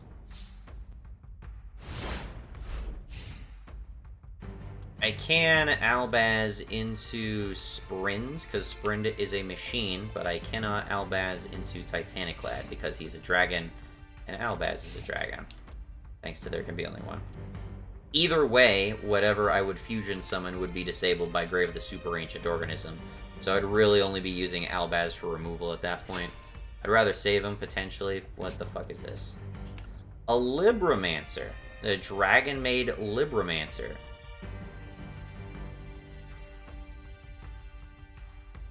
You can target a Libromancer in your graveyard, add it to your hand, then add a spell trap by the... Then, if you added a spell trap by this effect... Okay. That's fine. I don't give a shit. These aren't even tuners. You can't get a Synchro 10 out of this. Where's this gonna go? Another warrior monster? Doubtful. At least it's not all dragon, so you're not as fucking hamstrung by there can be only one as you otherwise would be. A pure Dragonmaid deck would be just destroyed right now.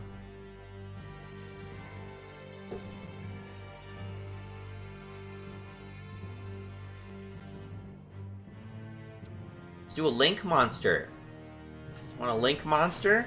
Uh-oh, something's coming. Tribute set. Thought so. Okay.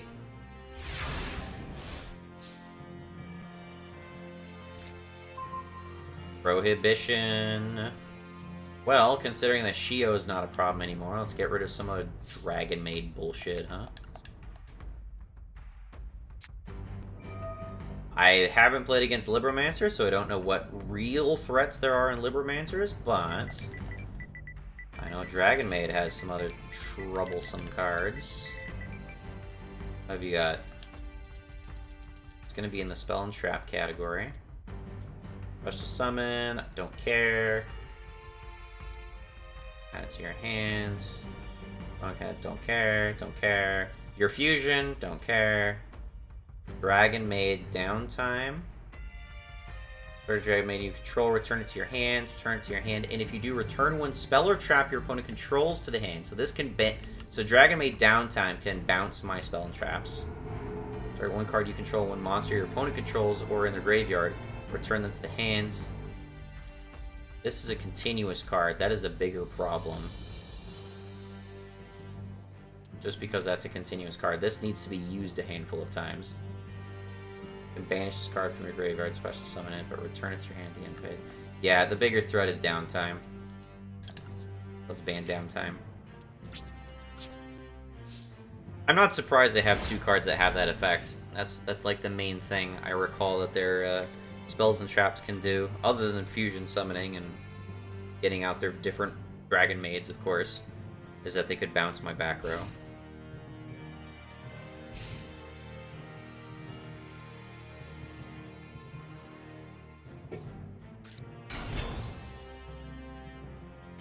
And who is this? Guard Dragon from Mimesis.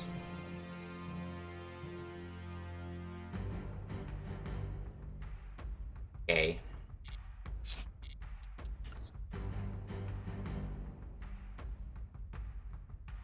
Don't know why you have this. Can't attack.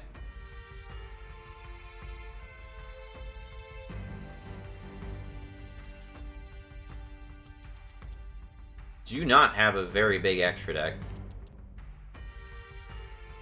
I have a feeling this person's also pretty experienced with the game, just because they have all the little gubbins to go with their side, other than the default, like, playfield. Oh, here we go. I'll start wrecking some shit now. And summon this, and then turn 2, we can redo her. Hell yeah.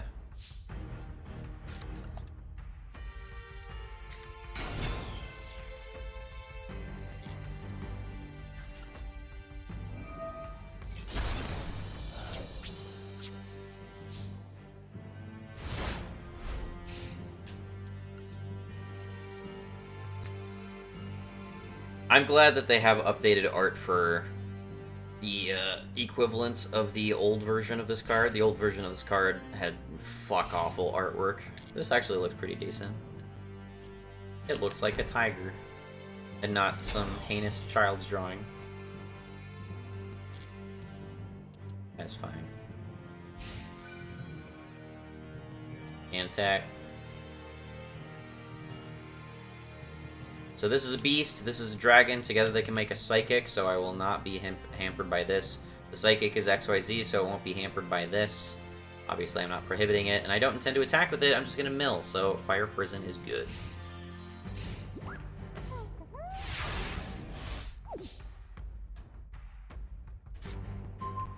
Beautiful.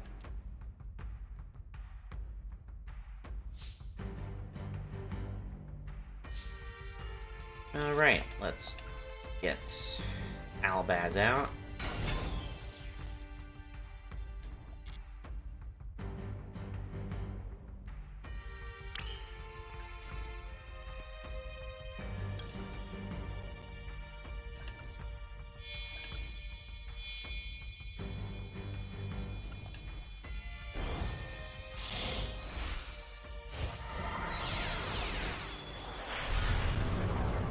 Beautiful. Win rate, 54.6%. Damn, I haven't seen that before. Good to know.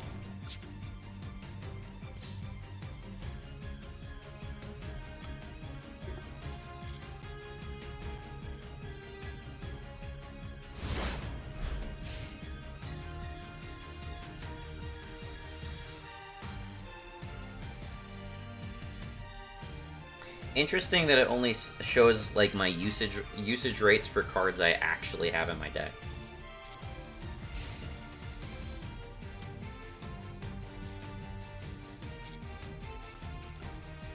Time Thief Redoer, let's go!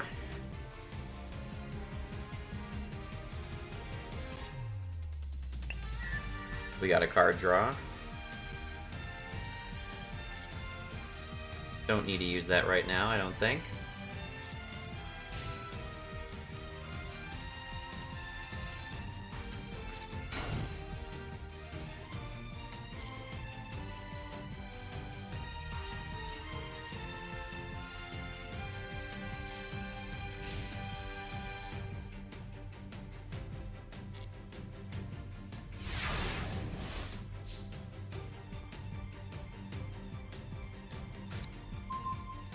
Evenly matched is pretty whatever. I think I'll probably have to take that out again, mainly due to this card. Because my stuff's gonna stick around a hell of a lot more often. Time Thief Redoer. Kill your shit. Give me a trap. Trap would be nice. When you're tidyings or your downtimes.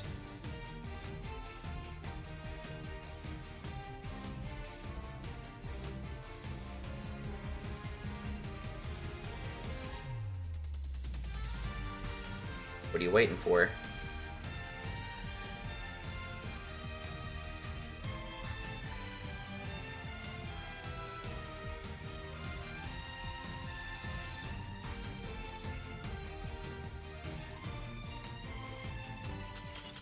Beautiful.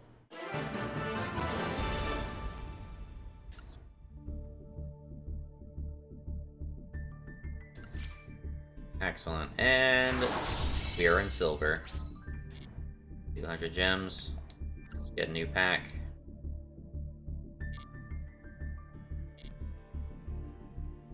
I think that was successful. I think our opponents were just going super fucking slow, which is why there was as much lag as there was, but I don't think... I notice when I'm having internet issues or I'm like streaming this the way I used to, that I would... There would be just fucking unbelievably heinous delay between card activations, which is stupid because this is fundamentally a turn-based game. Should not be having that issue. But yeah, I think I was just going up against kind of crappy teams. The Alba Abyss. I do have this unlocked. I could pull a Titaniclad out of there.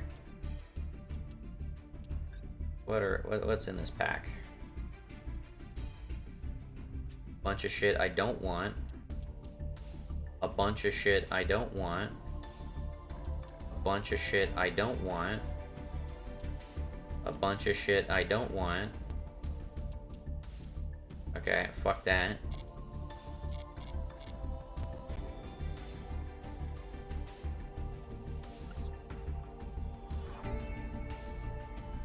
I'm just gonna do climax the showdown. There we go. See what we get.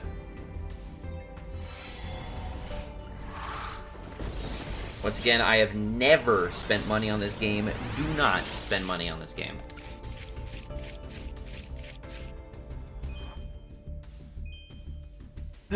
Best thing we got was Springad's Rocky that's potentially fetchable with our cards.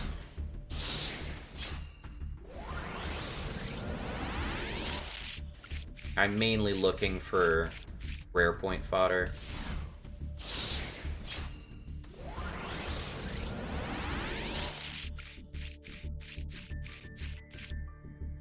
Eh. I already got the shiny versions of Decisive Battle, so don't need more copies of that. Okay, secret rare point.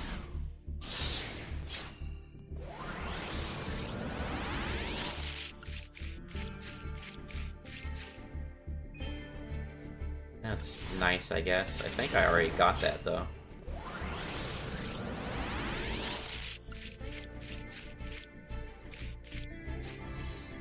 Secret rare point.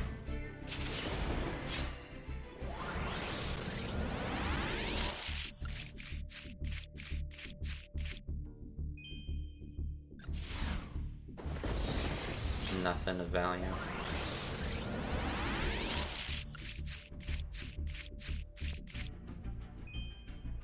Getting some pretty shit draws from these.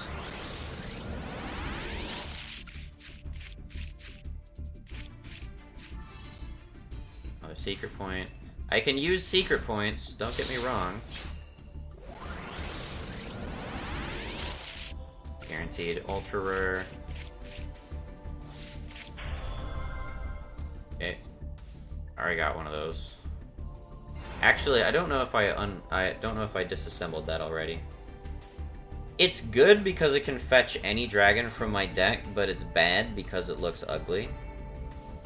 And it's also less than 2,500 attack and defense. If it was 25 attack and defense even, it would be really, really good for a 10k summon. But because it's shy of that, I need more monsters on the field. Let's disassemble some of this stuff.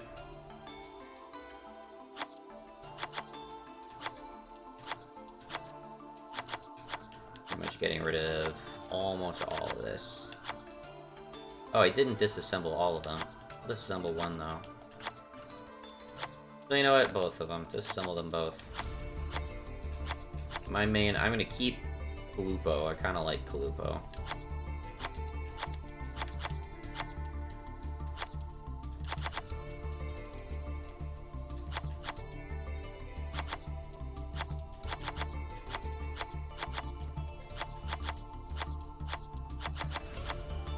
Why I have so many copies of this.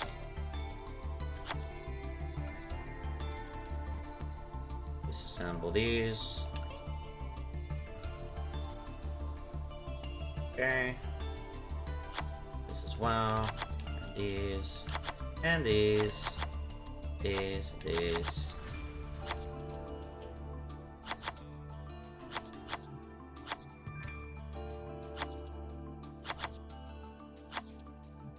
Okay, and the rest of this I want to keep for right now, as far as I know.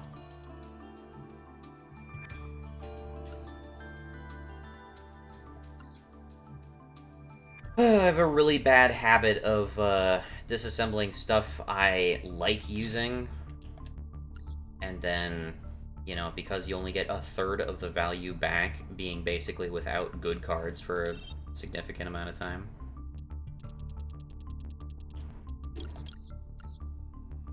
Okay. Got 3 Titanic Lads. I can make some stuff right now.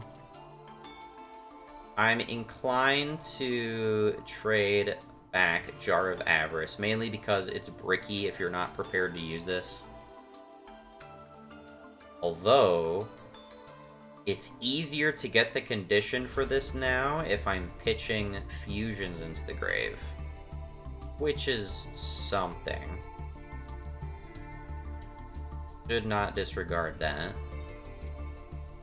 Soul Drain is, again, good, but... Evenly matched, I very frequently find I just can't use this. Like, it's a turn 2 card. If you can use this turn 2, amazing. But if you can't use this turn, if you can't use it and you draw it, then it's just kind of garbage. And I'm very likely to not be able to use this because I pretty much try to max my back row at all times. And that means my opponent has to have, like, more than 5 cards. And if I'm only whittling my opponent down to 5 cards on their side of the field, I am not substantially putting a dent into their presence. So... I kind of want to keep this, but at the same time, I'm not using this right now.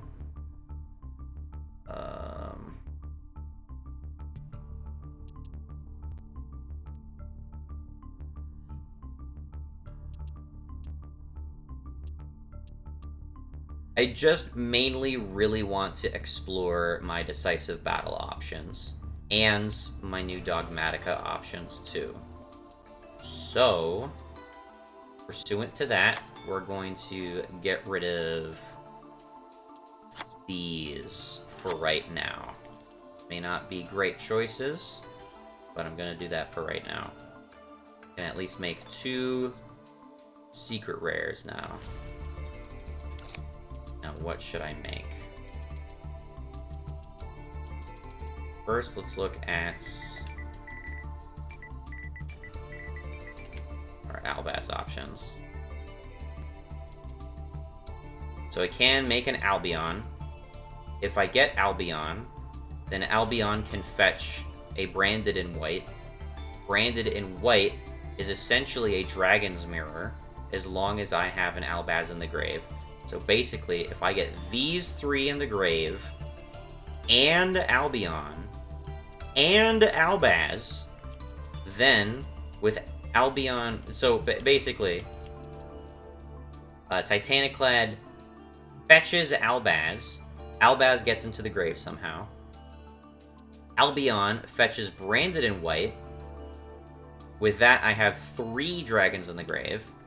Then I just need somehow to get the last 2 Titaniclads into the grave. And with that, I have 5 dragons into the grave. I can Branded in White into 5-headed dragon, which then becomes 10,000 dragon. I can work towards that with some Dogmatica punishments, but I don't know that I even really want to do that, to be honest. That was my original game plan, but just playing through these games now, sometimes it's just hard getting my opponent to even try and destroy shit. And there are other means of removing cards from my side of the field that don't even involve destruction. So, there's a bit of a wrinkle in all that.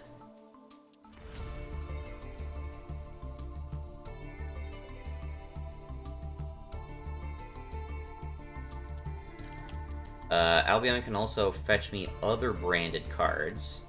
There's also Alba Lenitus, who can fetch me normal polymerization or fusion cards, which opens up some options. But not many options, and as long as I'm pitching this to the grave, it cannot be used as fusion material for, like, a Branded in White later, which sucks. Another thing I'm inclined to do, particularly because I loathe the extra deck, and is very secret rare heavy at this point, is Dogmatica, the new Dogmatica stuff that they've added. Which I may not be able to afford all of right now.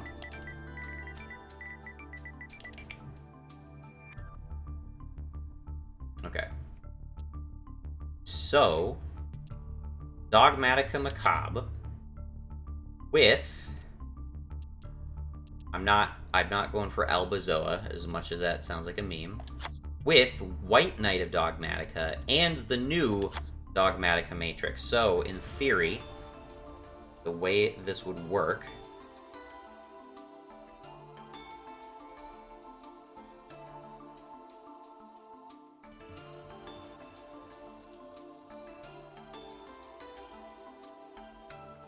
Okay, yeah. So the way this would work, in theory, let me just double check that I'm using the right one for this.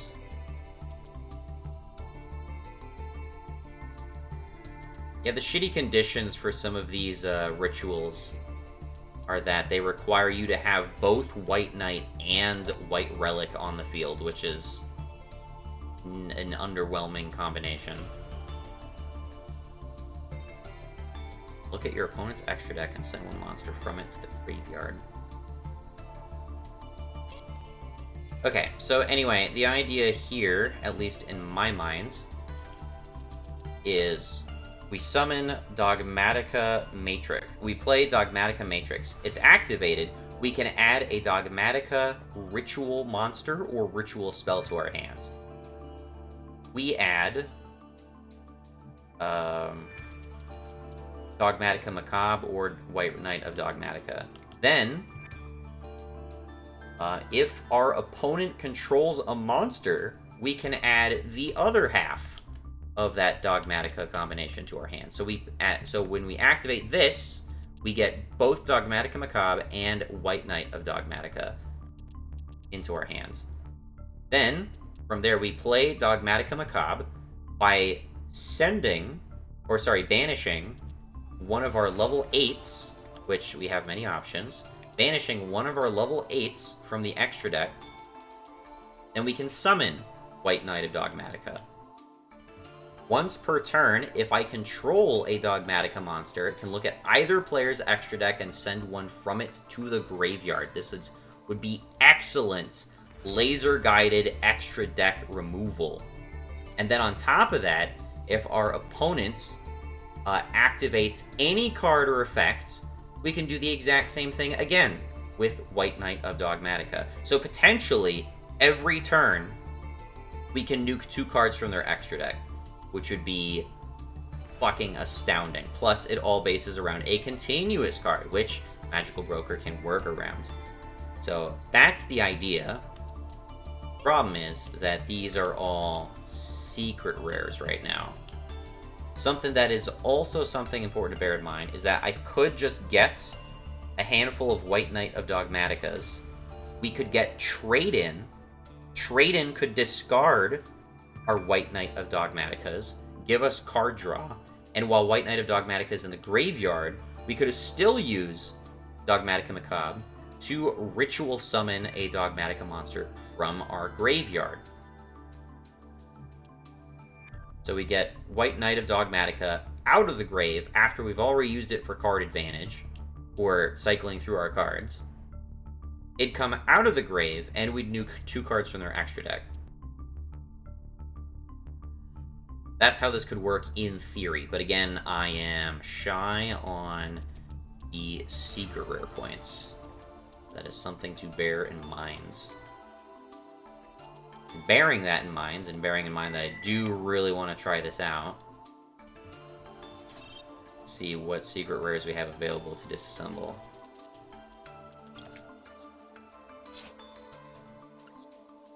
And this is how I put myself in the position where I end up taking cards out of my deck that I wish I wasn't taking out. Like, I don't want to get rid of Santa Claus, honestly. I really do like Santa Claus.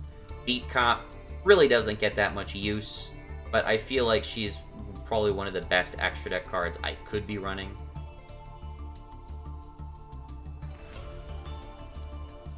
I'm going to get rid of Beat Cop for now. She gets the least use of anybody here. And it's still not enough, unfortunately. I still need to get rid of somebody else, so unfortunately... Down goes Santa Claus, down goes Santa Claus, down to dismantle land. Okay. And again, this is just a temporary... We're experimenting here. We are definitely experimenting. So we're gonna make this. We're gonna make this. And we're gonna make this. So unfortunately, both of these are pretty bricky if we draw them. If we had more Dogmatica Matrix, we could make sure that we mainly draw these. We can get rid of some Torrential Tributes in order to make space for these, and this means we'll have a nearly equal amount of spells and traps, which I think is pretty good. I could try to go for a trade-in right now, but I don't know if that would be a great move at the moment. I do need to take Beat Cop out. So if I pitch Titaniclad the Ash Dragon, I can add White Knight of Dogmatica to my hand. So I have a means of fetching this card, which is good. So I can fetch part of this set of cards out. I can fetch this, and this can also fetch it, but I can also use it to fetch Dogmatic Macabre. So I have some fetchability here. And again, the whole main point of this is I have some means of just needling the fuck out of my opponent's extra deck, which would be amazing. There are very few cards that allow me to just look at my opponent's deck and say, I don't like that, I don't like that, I don't like that. But with the introduction of Dogmatica Matrix and Dogmatica Macabre with White Knight of Dogmatica, this is very doable, even if I don't have a whole lot of monsters in my deck. So, yeah, I'm going to stick with that. And, unfortunately for you, I am going to end it off here. Because, I don't know, we progressed one rank. This will be the video for bronze rank. And then next time I'll do burning through silver rank, and then gold, and then from there. And eventually it'll probably get dragged out a bit. But, yeah. Next time, there'll be a less front-loading of griping about the game.